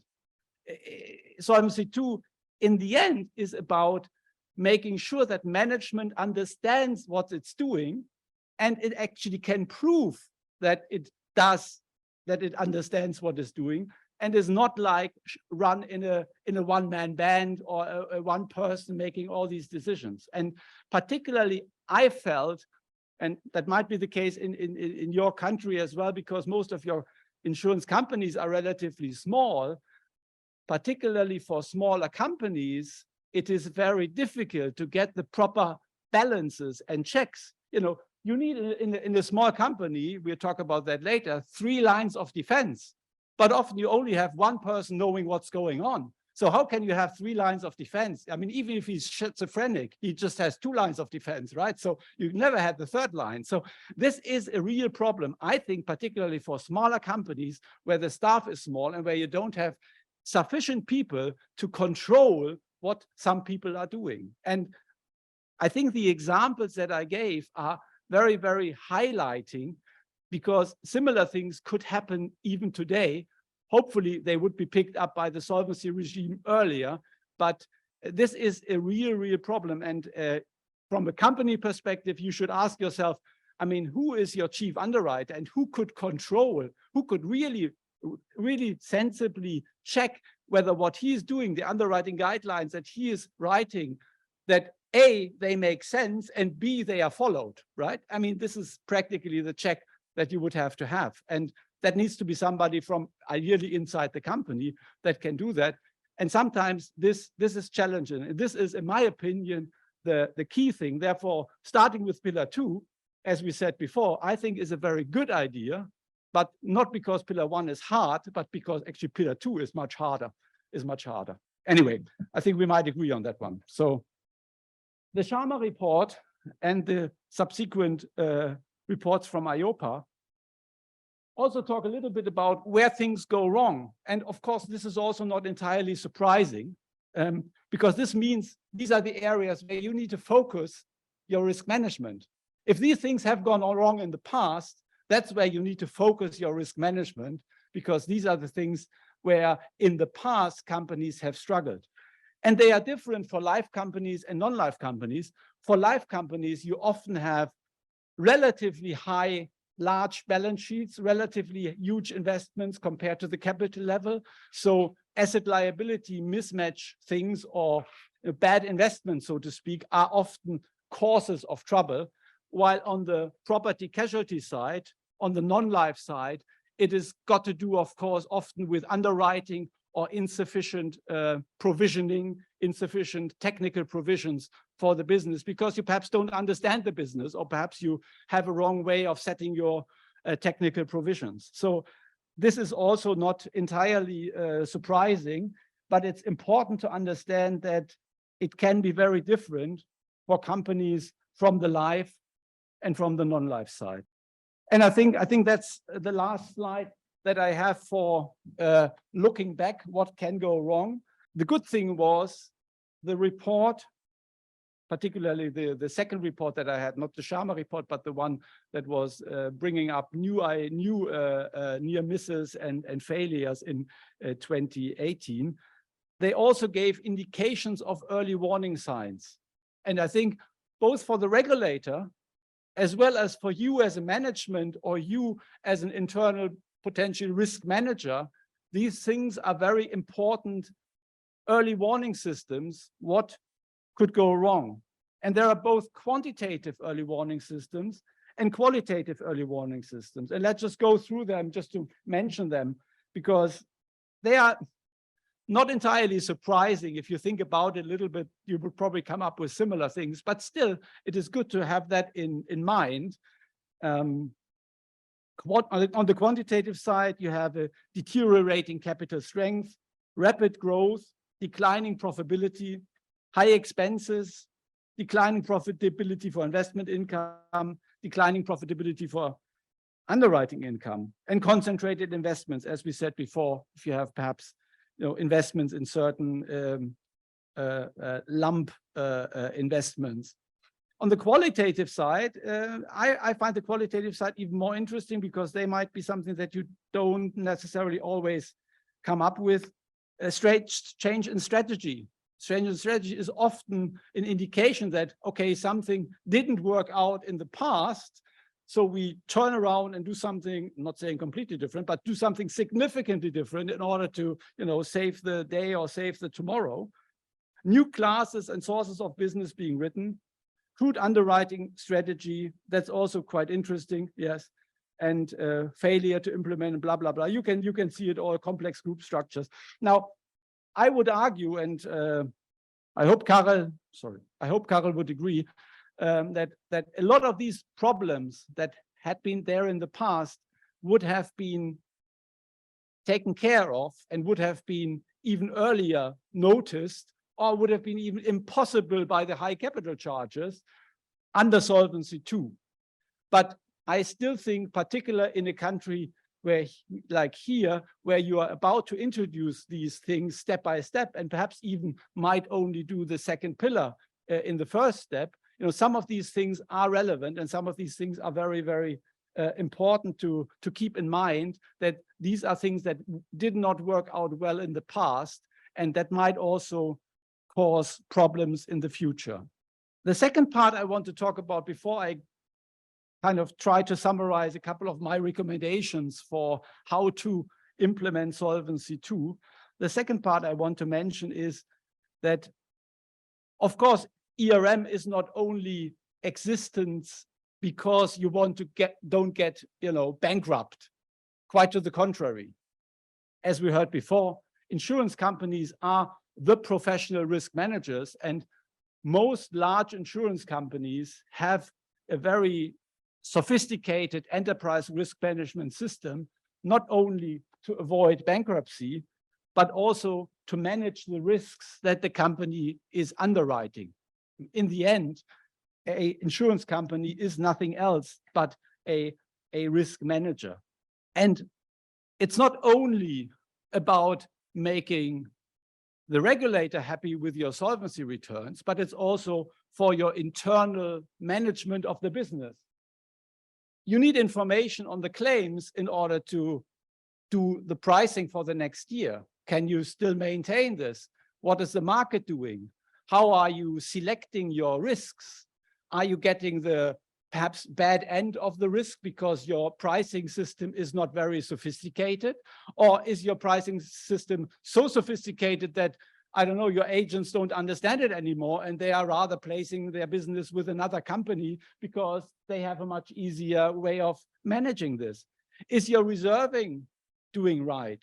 Can you see from the past how the reserving development triangles are properly moving along and are validating what you did in the past? Or are you getting perhaps signs that in certain lines of business, in certain areas, you are getting into trouble? We already spoke about the asset liability management. This is a very, very important area for both life and property casualty companies, where there is no right or wrong answer. You just have to find a way how to manage your business and how to invest your assets until they become due to be paid out as claims to your policyholder.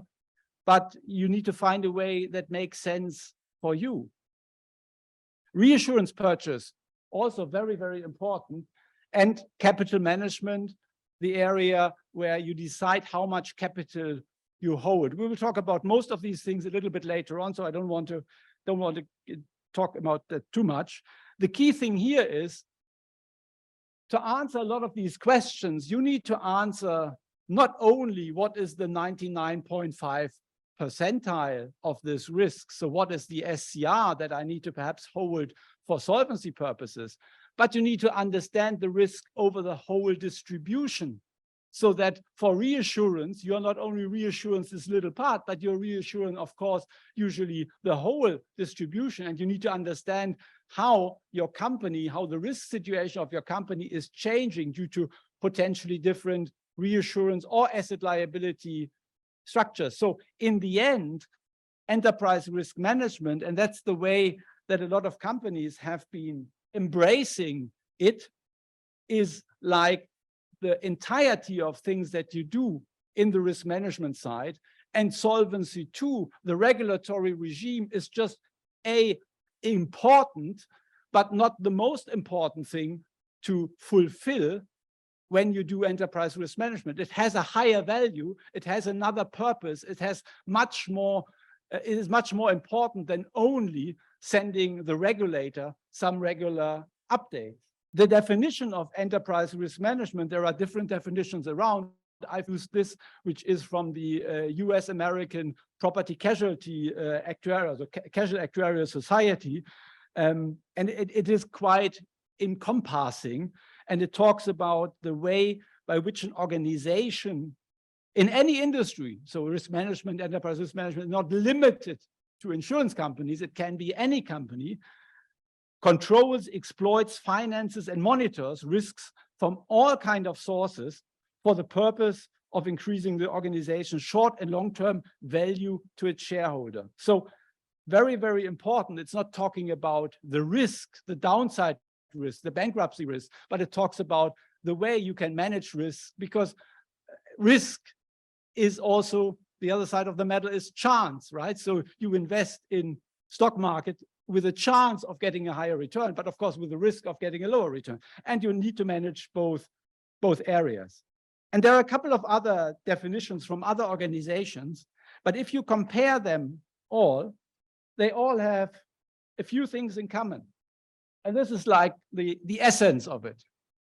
Enterprise risk management is a continuous process. It's not something where you know, oh, it's already, you know, what is the 5th of May? I've done my risk management for this year.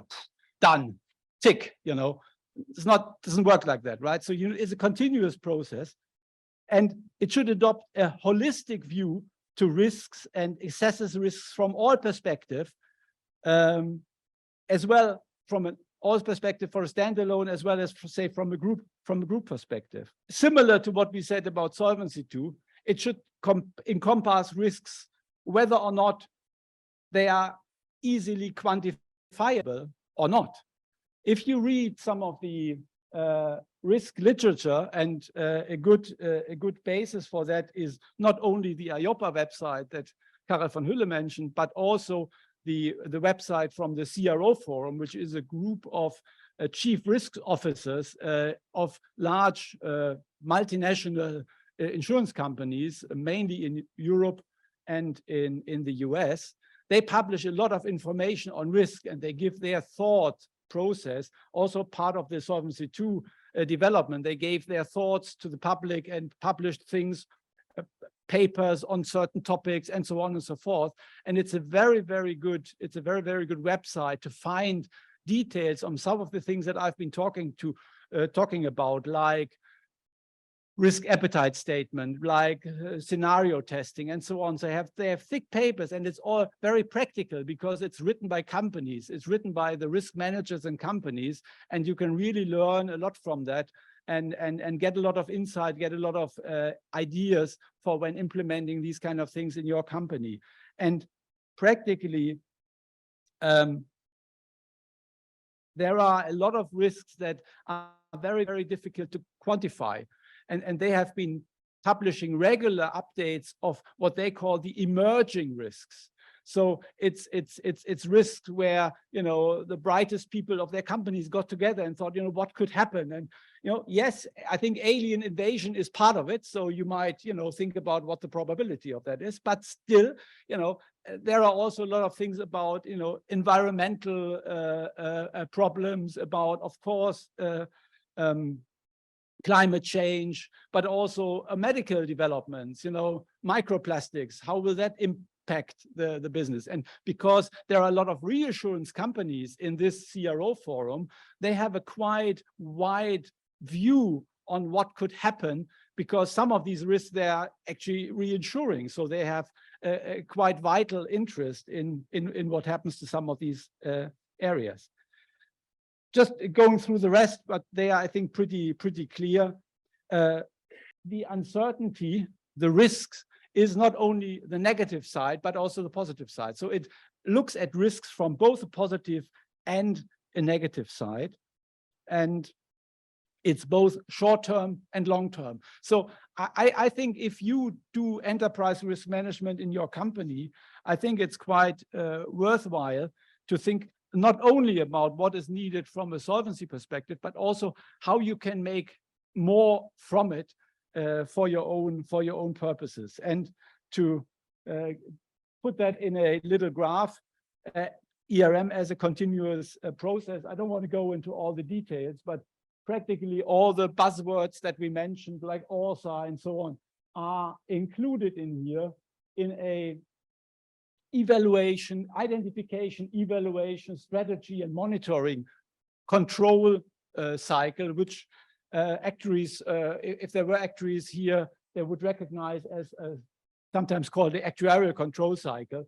So you identify risks, then you evaluate them and measure them, and then you have to have a strategy with them. What do I do with them?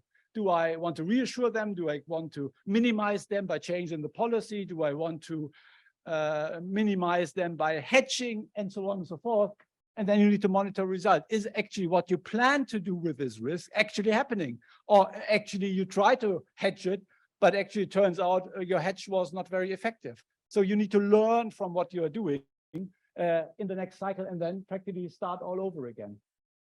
Anyway, this was a little bit the starting point to with two comments or two areas of comments. First, what can go wrong? And I hope the examples showed that it's often human error, it's often management error, it's more often than not incompetence when dealing with certain risks that are occurring in insurance companies. And the second thing is quite the opposite, say, of the spectrum. Not only when you go bankrupt, but rather what you can do in order to have perhaps a more better return and a better view from your enterprise risk management, that you can actually use it not only for the regulatory side of things, but also for a lot of other things that are important. And I think in the long run, that's what insurance companies should do and are probably planning to do for their own good. Let's start with the second part. But I think Karel was very successful in pausing at the middle of his speech and asking for questions. So I'm trying to follow his lead. Any questions? One very short one, I suppose. It's about reinsurance, and it is a general one for long-term life insurance. Is reinsurance frequently practiced in this business? And if you're aware, what kind of, proportional, non-proportional, mix of them, what kind of reinsurance usually works here? And if it is practicable and if it is reasonable for long-term life insurance, for investment-related policies, for unit-linked policies and things like that. Okay, let me, it might be a short question, but the answer is not short. Let's talk about that, particularly, say, from a German perspective, where we have very long-term investment-related life assurance policies. I would say historically, reassurance was mainly existent to cover a certain mortality peak risks. So if there was perhaps a particular, football star who had a particular high sum assured, perhaps even included some investment components, right? They would reduce this peak risk with an excess of loss or something like that cover to get to a more manageable risk for the company. Now, your question probably goes more in the direction of, is there also investment risk reassured to the reassurer, or is investment risk mainly kept at the primary insurer? And traditionally, I think the investment risk has been primarily kept at the primary insurer, which in Germany was also a specific issue because they had to practically, for their gross liabilities before reassurance, they had to hold a security fund at the company that would make sure that the regulator can say, okay, you can cover your gross liabilities. They could not transfer the assets like it is possible. I think, for example, in the UK, you could transfer the assets to another insurer and then claim that that is kind of covering your liabilities. Now, very recently, and mainly due to the issue of very low interest rates in Germany, while the guaranteed rate have stayed, of course, at the level of the guaranteed rate that were issued, there have been developments to find reassurance, define reassurance, very sophisticated financial reassurance contracts that would make the best of both worlds. So practically some of the investment risk would have been reassured while the insurer could still, close its balance sheet. So yes, it is, but it is a very specific area.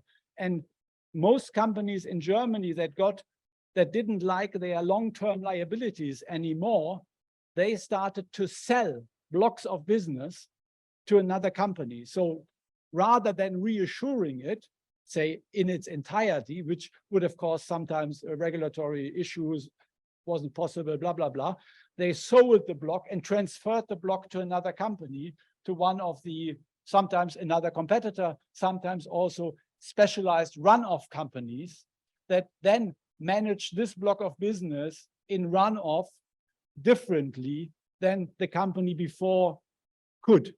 Could be from the process perspective, could be from the IT perspective, could be from the cost perspective, could also be from the investment perspective.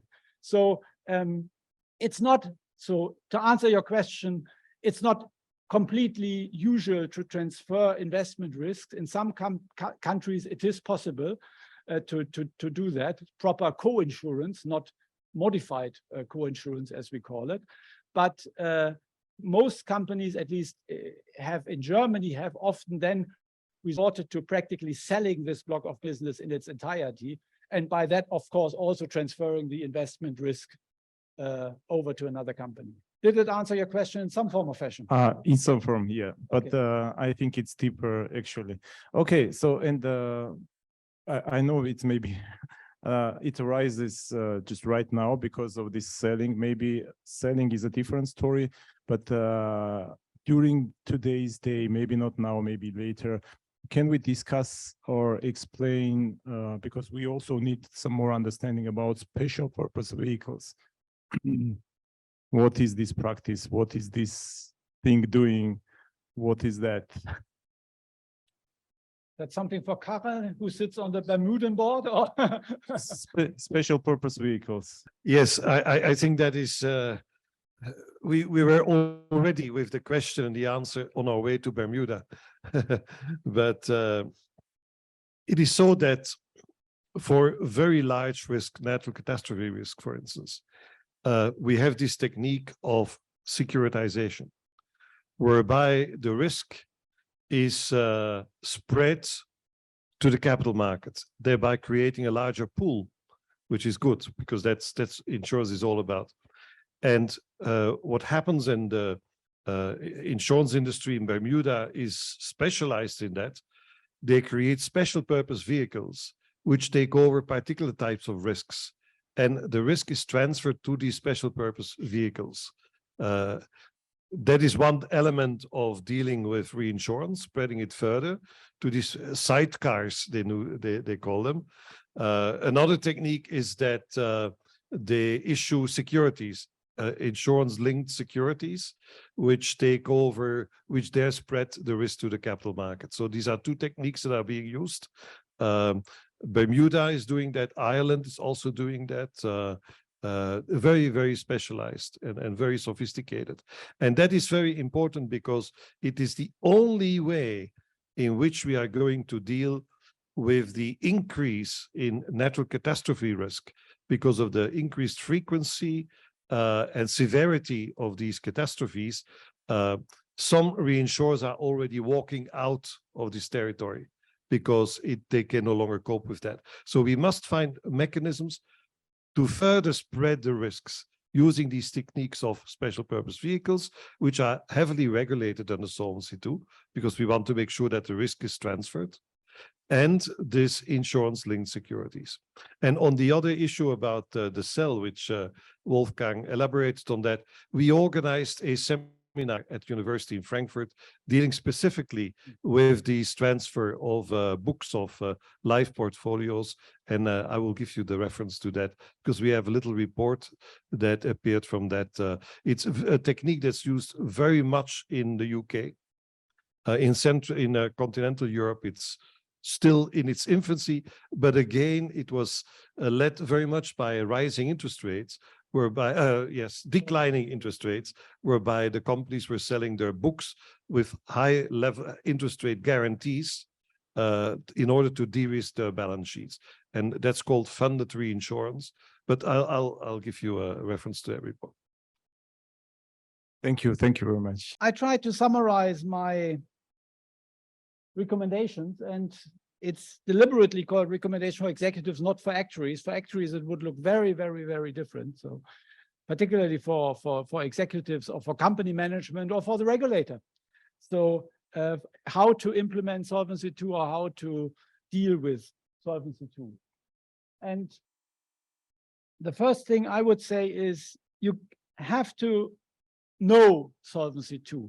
You have to understand the basics of Solvency II, even if you are not the actuary who fills in the QRTs for the regulator.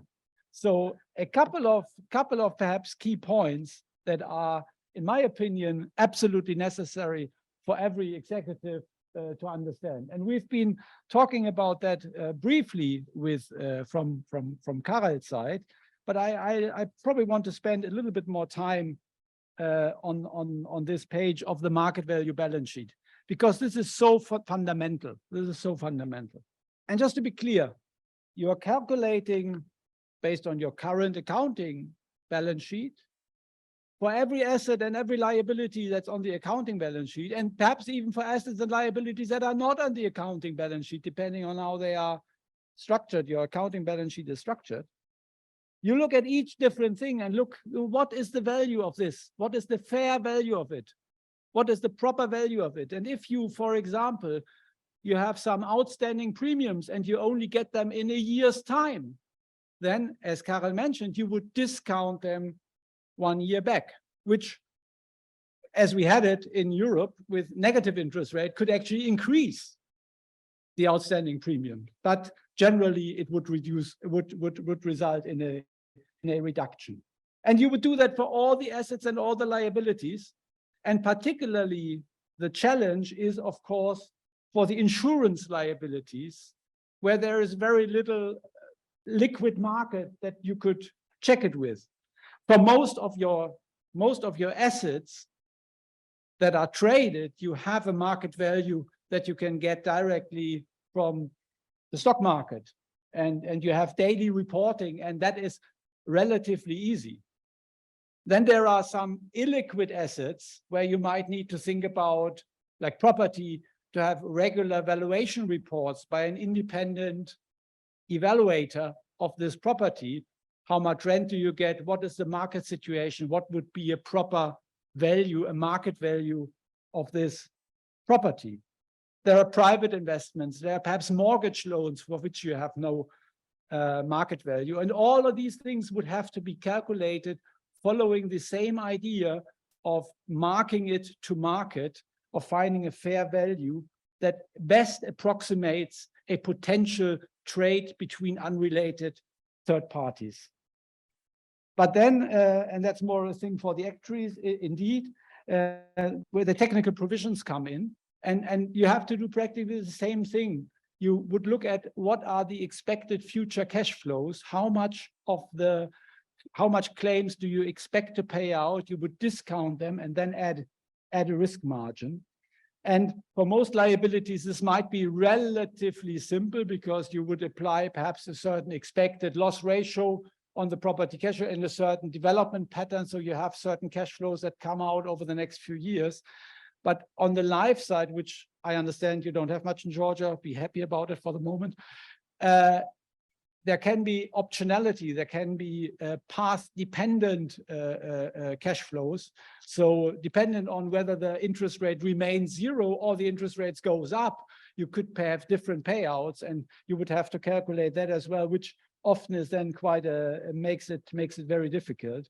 I think for most of the property casualty business, you could get some of these values with relatively simple discounting values, while for some life business, particularly in Germany, where we have quite high guarantees, it would require some stochastic simulations. So you would have to run 1,000 capital market scenarios, similar to what you would do to value a derivative that is not traded.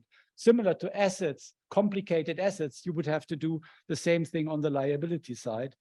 And that's generally the way it's been taken into account.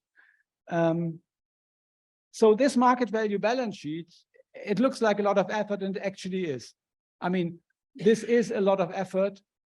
you are probably lucky, and we will talk about that probably a little bit more with IFRS, that when Solvency II was introduced, the landscape in the European financial reporting was very, very different. Every company had slightly different rules. So I think it was a good decision to say, okay, forget about all these rules. We do something separate for Solvency II, because you only deal with one country and a specific moment in time where IFRS is already further progressed.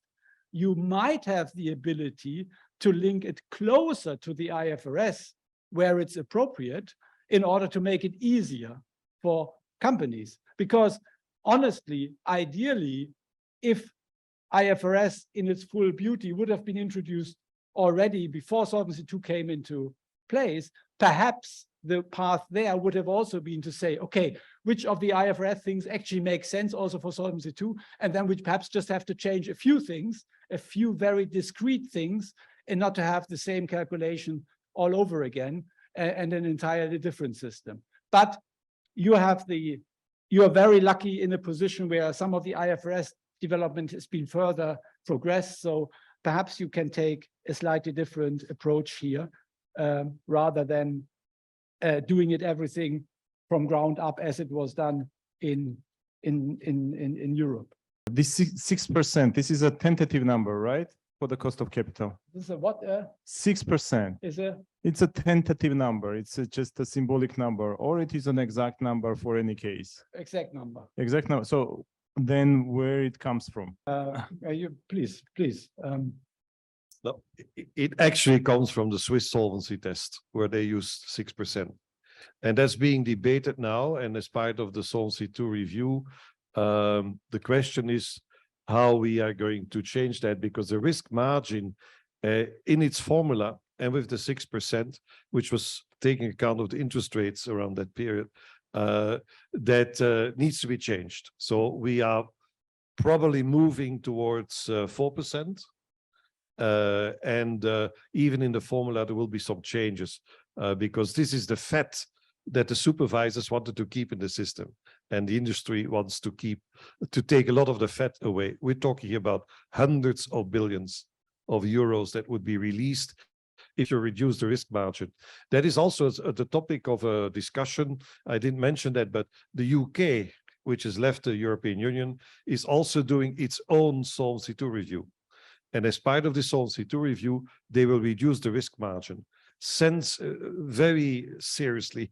And that's a political issue in the UK, because the government has said, if we can release tens and tens of billions of pounds, the industry can then invest it in the economy, which of course is theory, because it's not because the industry will have to account for less that they will invest it in the economy. It will probably go to the shareholders. And I think it's important to see the 6% is times the expected SCR runoff. So I think Karel referred to that earlier. The idea is you have your liabilities, which are exactly covering what you need to pay out to the policyholder and that you need to manage the business. But in addition, currently, you would not, the shareholder who would take on these liabilities would not earn anything extra. So the idea is the shareholder would have to put up the SCR, and they would earn the 6% on the SCR for the entire runoff of the company. So particularly in the UK, where they have a lot of annuity business that goes 20, 30, 40 years out, this present value of the expected SCR times 6% can be very large numbers in relation to the technical provision.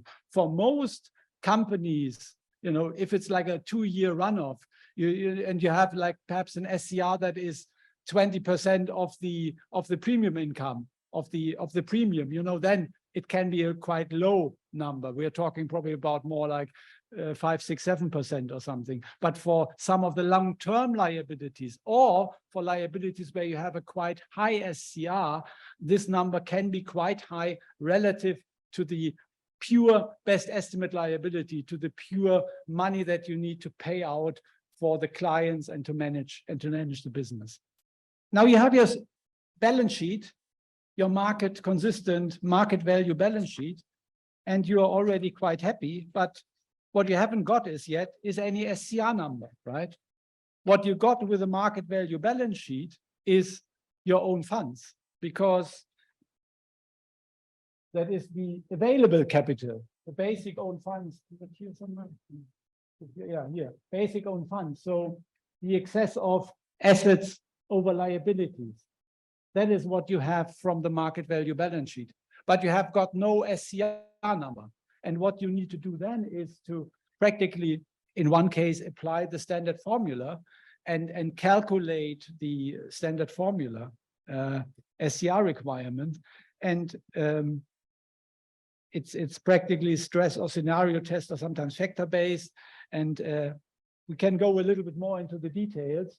Karel also had a similar slide. It got 6 different risk parts. So market risk, health risk, that's a special thing I'll talk about later, life risk, non-life, and intangible risk. So practically for most things, it's practically four parts. And for each of these different risk groups, it has a number of things to calculate. So you would calculate an individual risk number for each of these individual boxes, and then you would aggregate it using a variance covariance matrix to the group risk capital, and then you would aggregate that to the basic SCR, and then addition with operational risk, you would come up with an entire company SCR. And it looks quite simple, it looks quite straightforward, but if you go into the details, it actually requires quite a bit of detailed understanding. And just to give you an idea for the life risk, sorry, I'm struggling a little bit with my glasses here. And for the life risk here, we have 7 different subgroups. And I just want to read out what the different stresses are.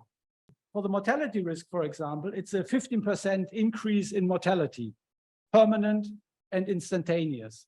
Now, practically, but it's only a 15% increase for those risks where the increased mortality would result in a higher technical provision. For example, in the annuity business, right, where the increase in mortality would actually lower the technical provisions, they have to be excluded. So you need to look at your whole portfolio and then subgroup this portfolio into those policies where such a stress would increase the liability and others where it would decrease the liability. And then you would only have to calculate for those where it increases the liability. Calculate the thing, get a number, you get a stressed market value balance sheet, and there is a difference in your own funds. And this difference in own funds represents the SCR for this particular risk. And I could go on, and it's quite long, but and it's quite detailed. For example, for the lapse risk, you would not do 1 calculation, but you would do 3 calculations, because you don't quite know, is it business that profits from lapse? Some business, if you have more lapse, your technical provision goes down. Some business where increase the lapse, the technical provisions go up. So you would have to do both a 50% increase and a 50% decrease and a mass lapse, 70% mass lapse of your business. Calculate these 3 things, again, only where it increases the technical provisions, and then take the maximum of the 3. So it is actually in detail, it's getting quite complicated and quite challenging, particularly from a system point of view, because it might require you calculating things that you have never calculated before, and your data might not be set up to do that. So it requires quite a lot of action from the company to do some of that. Despite that, I still think that the pillar 1 is easier. But these are things that I think the normal management should know. You should understand it. And last but not least, and it's something that is a little bit forgotten sometimes, under Solvency II, the standard model is not like the default, right? It's not like I don't want to do an internal model, I use the standard model. In practice, it's often lived like that, but theoretically, the company would need to justify that the standard model is the right model and is appropriate for the company. Because you could have a business that is completely non-standard. And if that's the case, the regulator should actually ask you to do a partial internal model or an internal model, because the standard model is clearly not suitable for you. This is often a little bit overlooked, and everybody is defaulting to the standard formula, which, if you are a large company and this is calibrated to the, say, European average, might be hard to argue that it's not suitable for you, but still formally, it's not like a default that you can easily apply, you know, I don't do internal model, I do standard formula. No, you should also think about why the standard formula is the right model for you and why you don't have to do an internal model. So these would be, in my opinion, some of the key basics that I would recommend even, you know, management to know about Solvency II. The second recommendation, risk management is top management duty. I think this is very, very important. Risk management is not something where you hire a risk manager, say, you're my CRO, and now you do risk management, I do my business as I did it before, right? That's not the way it is. Risk management is a top management duty. And we already talked about the different functions that are important in Solvency II. And I actually, given where we are time-wise, I don't want to spend too much time on the details. Karel already talked a little bit about some of these duties. But it's not that these people are doing risk management. If you look at the 3 lines of defense that we had before, and I'm not sure that I have them later. Yeah, I think the 3 lines of defense, it's practically the underwriter, the business owner, who is the first line of defense. So he or she needs to do risk management in the first place. He or she needs to understand what it's doing, what he or she is doing in respect of risk management when underwriting a certain policy or when taking a certain asset liability decision. It's not that they are constantly, you know, somebody from risk management constantly looks over their shoulders and says, that's right, that's wrong, what they are doing. They need to be the risk managers of the first line. And I would say 99% of the risk decision in a company are made by the first line, because they are making the decisions. And therefore also management is key in the overall risk management structure. Third recommendation, don't underestimate pillar 2 and 3. And I think we talked about that before.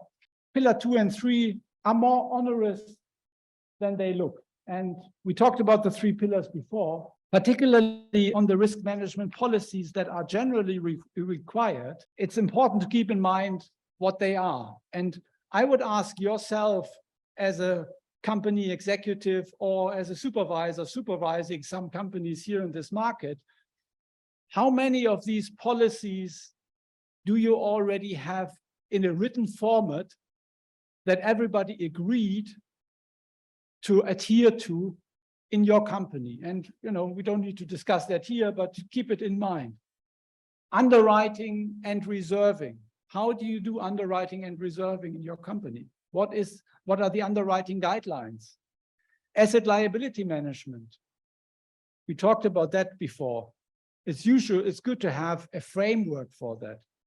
Investment risk management. It looks very similar to asset liability, but it's actually not. It's practically after you set an asset liability framework and you have certain, perhaps, target asset allocations, you then think about how to fulfill these with practical investment activities and how you monitor that so that you ensure that you're not outside of these limits. Liquidity risk management, concentration risk management, operational risk management, and then reassurance and reassurance risk mitigation techniques. And I think this is, from my perspective and my experience, this is really the hardest part of Solvency II, because you need to go away from an informal, often in smaller companies, in informal, you know, the boss says, oh, yes, we underwrite this business. oh yes, no, we don't underwrite this business, or he makes investment decisions. We had before, it was before Solvency II, I have to admit, we had discussions with companies where they said, yeah, can you help us? You know, we have problems. Every second board decision, we discuss about individual stock picks. Should we buy this and this share?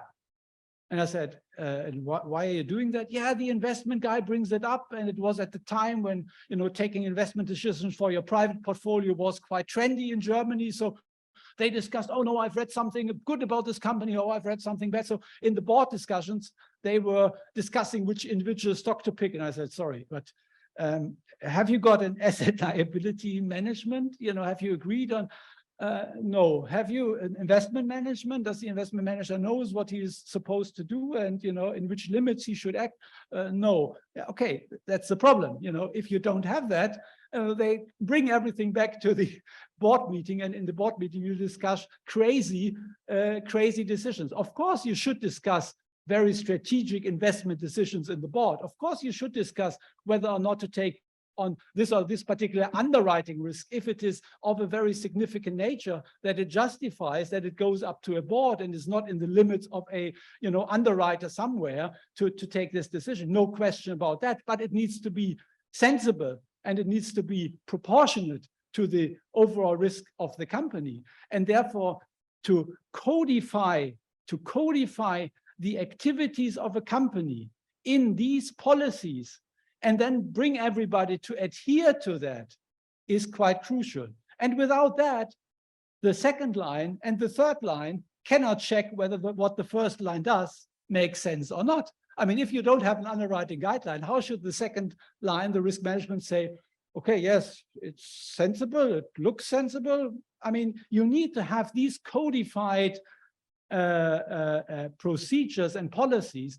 And in my experience, large companies, multinational companies have these kind of things, but smaller companies who are more dependent on individual personalities taking managerial decisions in a pretty much freewheeling way, there it is where the implementation of the Pillar 2 is actually the most challenging, and where, as I said before, you know, if you only have one person, you know, knowledgeable about underwriting, it's very difficult to find another person who can challenge this person or who can help this other person to make the right decision and who can control this other person. So in my opinion, the second pillar and the establishment of codified policies and procedures in a company is often something that is overlooked.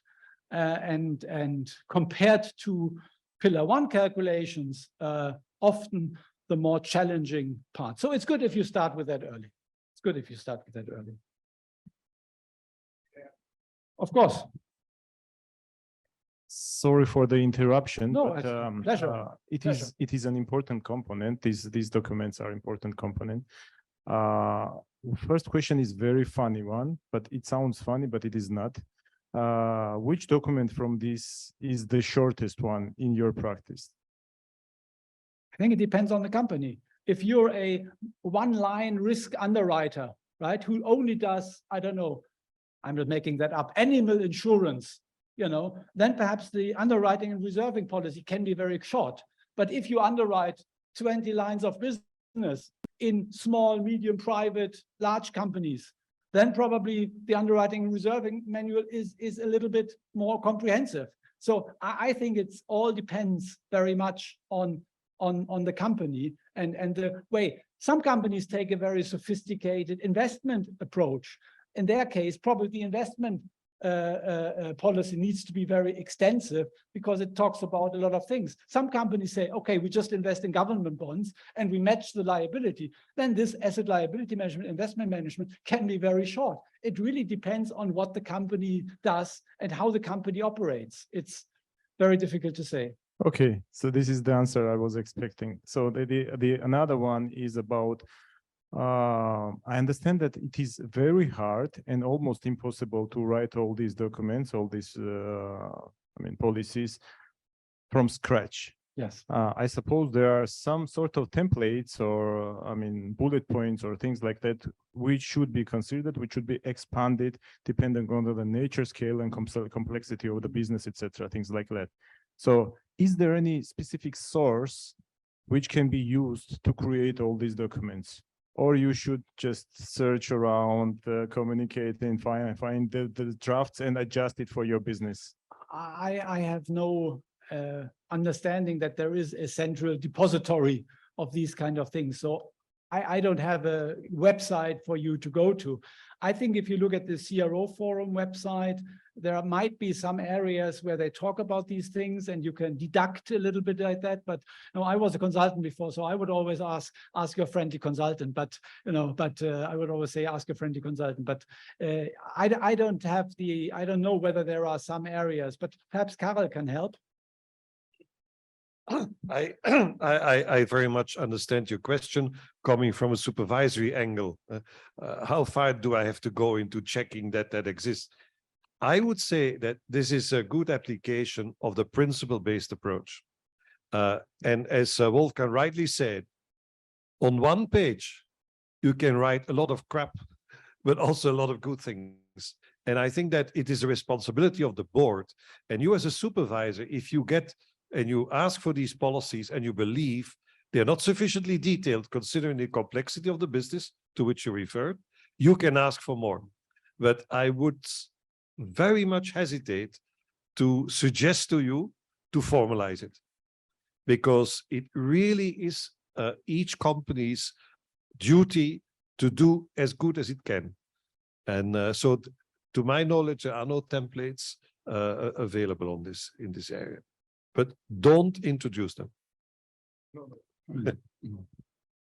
Actually, I'm not even thinking about it. Just okay, just wondering, you know. Okay.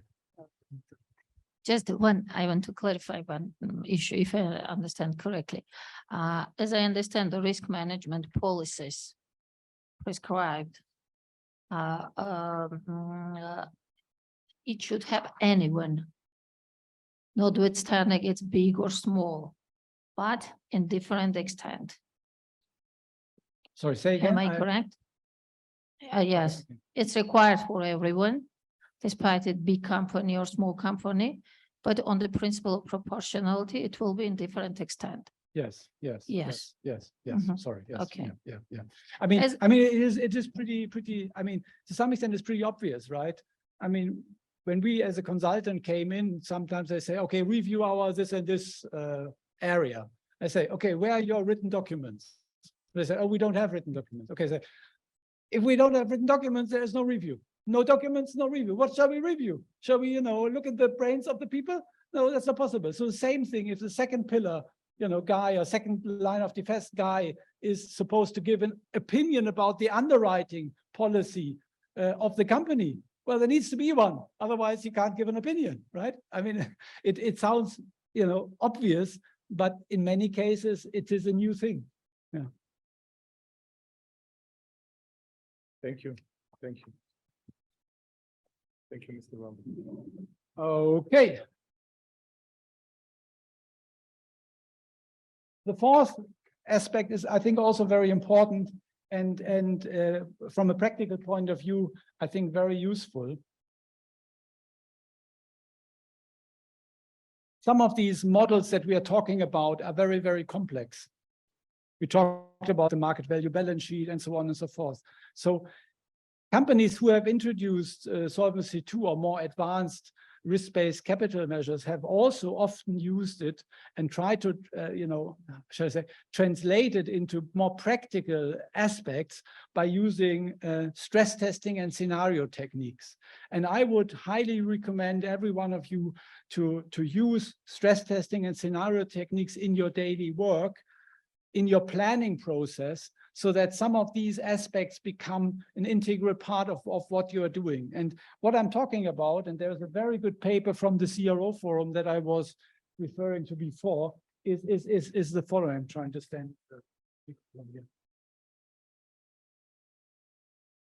the Solvency II SCR calculations always look at a 1 in 200 years event. So it's a 99.5 percentile. So theoretically, it should happen 1 in 200 years. Now, this is very far out. I mean, most of us will not live for 200 years. So what is more insightful and what is more relevant to management is to look at things from a less high probability. So for example, you have regular things that happens like every 5 years, every 10 years, and you might have a stress test for your most relevant things like your asset values, your underwriting result, perhaps your reserving levels. You might have a stress test in your company for this part, but more in an aspect that it changes like every 5 years, every 10 years. Or a little bit more like a stress situation, but not quite stress situation as in the 1 in 200 years, so like a 1 in 10 or 1 in 50 years. And these kind of shocks you can integrate with your planning. You might have something like a, just to get an understanding of how your profit and how your balance sheet is moving in case of some of these adverse scenarios, and to understand what you would actually do, because more likely than not, a regular or even a stress test might happen in your professional lifetime. And it's good to plan ahead and to understand, on the one hand, how are your SCRs and how are your own funds and how is your profit doing in these cases, and what you would do perhaps to get back to capital levels that you were used to before the shock. So I think it's an overlooked area. It's very closely linked to some extent to Solvency II, because Solvency II is based upon stress testing, but in a very severe manner, a 1 in 200 stress. But to look at less severe stresses can actually help you a lot in your daily planning and in your management of the business. And it can then also help you to understand the overall numbers much better. And I think we're getting close to the end. Last but not least, focus on your risk appetite. And this is yet another area where probably many companies struggle. Focus on your risk appetite and the ORSA, the long-term solvency assessment, and apply some pragmatism. The risk appetite statement, I think you have not mentioned risk appetite before, right, Karel? So this is actually a little bit sad that we only mention it now, but this is practically talking about the company's expression of what kind of risks it wants to take. For example, a lot of reassurers 20 years back had the policy of not taking longevity risks. They did not want to take like risks that somebody would live longer than anticipated, because they felt, oh, it was changing every year. It was always changing for the better for the person living. And, you know, we cannot control it. There might be somebody finding a wonder pill that everybody lives until age 200, and we are bust if we then had underwritten some longevity risk. So their risk appetite clearly states they don't want to have this kind of risk. And very similar to what I mentioned before on the investment side. What kind of investments do you want? What do you want to do with asset liability management?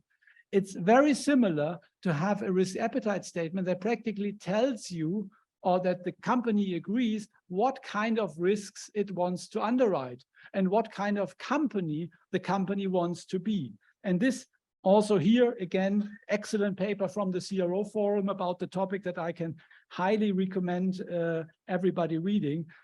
This is very, very critical for you to get down to this understanding of what kind of company you want to be. And it will also help you in iterations, of course. You don't put all these documents that I mentioned before in one go and then you're done, but you develop them over time and you see, oh, there's something missing, there's something missing. It's not something that you do like in a weekend. But it will help you to get to grips with some of these other areas like the asset liability management and the investment management. And because we're a little bit short on time, you'll get the slides, and it's all just some publications what I wanted to show you is a risk appetite statement or a simplified risk appetite statement from a reinsurance company. I often used SCORE because they have very good publications in their investor relation days, how to frame these kind of things, and it gives a good example, a good idea how things could look like for another company. And I just want to go through that again, and then I think I'll finish. They are talking about what kind of level of risks they want to take. And they say, you know, they want to have a high level of diversification, which is not surprising because they are a reassurer. They practically live off diversification and actively seek risks that are related to reinsurance and selected primary insurance, and assume a moderate level of interest rate risk, credit risk, FX risk, and other market risks. So practically, they are a reassurer. They are not necessarily an asset manager. A few years back, SCORE had an even more conservative level here. They were saying practically no investment risk and no interest rate risk. So they have changed that in order to earn some extra money from a very low level to a moderate level. Some other reinsurers are very different. They are investing quite significantly in this area, and this is meant to be a significant part of their income, but not here. And they talk about a certain solvency target level and some risk drivers. And this is quite interesting. They have certain limit systems where they say post-tax net 1 in 200 aggregate loss less than X% of own funds. So they practically clearly define what kind of level of risks they want to have. And there are other slides that I haven't brought with me, but you can see for different natural catastrophe covers, like, I don't know, Japanese earthquake, North American tornado, they have different risks and different capital levels allocated to that, but they have clear limits in where they want to have these things. Now, this is a very sophisticated company because it's a global reassurer, and I'm not necessarily suggesting that you do that in your Georgian company the same way, but it gives you an idea of how things look like and how these kind of things are set up and are made for some other companies. Last but not least, it's not a surprise that I end with very similar quotations that Karel started off with. I can also recommend reading some of these books. I think it talks about uncertainty. It's mainly a publication that questions why economists are not very good in forecasting, but it can equally apply to actuaries, and it can equally apply to some, say, insurance underwriters. So I think it's a very good book that exemplifies the Albert Einstein quotation that not everything that can be counted counts, and not everything that counts can be counted, because it practically talks about, despite having some of these solvency, very sophisticated models, there are a lot of things that are separate to that. And particularly in your author, in your daily life, you also need to look at these things, because in many cases, they are much more important than some of the numbers where we think we have calculated them to the last digit, but practically there are more overriding issues that make some of these numbers not so reliable and not so relevant as we perhaps thought. Thank you very much. Thank you very much to everybody, to our guests. I think the conference was successful, all main goals and what we wanted to achieve during these 2 days. I think we did it well. For that, great thanks to Karel. You worked really hard all these 2 days. Every hour you contributed to the conference, and of course your lecture and presentation is great, and it's usually it's always for many people, they want to attend such lectures, but they can't because you can't be everywhere. So, but we have a pleasure this time having you in Tbilisi at our conference, and thank you very much. To Wolfgang, thank you very much for today's contribution. We next coming years, we exactly will be concentrating on implementation, understanding and implementation of Solvency II, step by step. And I don't have any doubts that we invite you again to contribute to our insurers sector and to us, supervisors, and maybe other interested party, actuaries, to better understand what is Solvency II, how it works, and which steps we should take, and not to make also maybe mistakes maybe some countries did on this way. So thank you very much. And of course to Daniela and Georgina, thank you very much for your active role in preparation and implementation of this conference, being here with us, and we are really very thankful to you, applauding you. Thank you very much to everyone. Thank you very much. Also, this is the pleasant final moment when we can enjoy what we have worked for 2 days and address our thanks. Of course, first and foremost, our thank you goes to the Insurance Supervision State Office because they provided us with the opportunity to come back here to work together with you. It's a very pleasant environment and a quality one, and we are always happy to come back in Georgia. Of course, thank you all the partners of the conference. Their contribution was of utmost importance for allowing us to organize these days of providing information to you. And a few announcements. You can already find of the conference on the conference website all the presentations of yesterday. Today will be uploaded also the two from today, photo gallery. Soon there will be also some video recordings there. So if you want to recuperate some of the information that maybe you have missed these 2 days or share it with your colleagues and friends, you can access the website and retrieve it from there. Thank you all for being here, for getting close to us, for sharing your opinions, being active in the workshop, and hopefully we will meet again soon.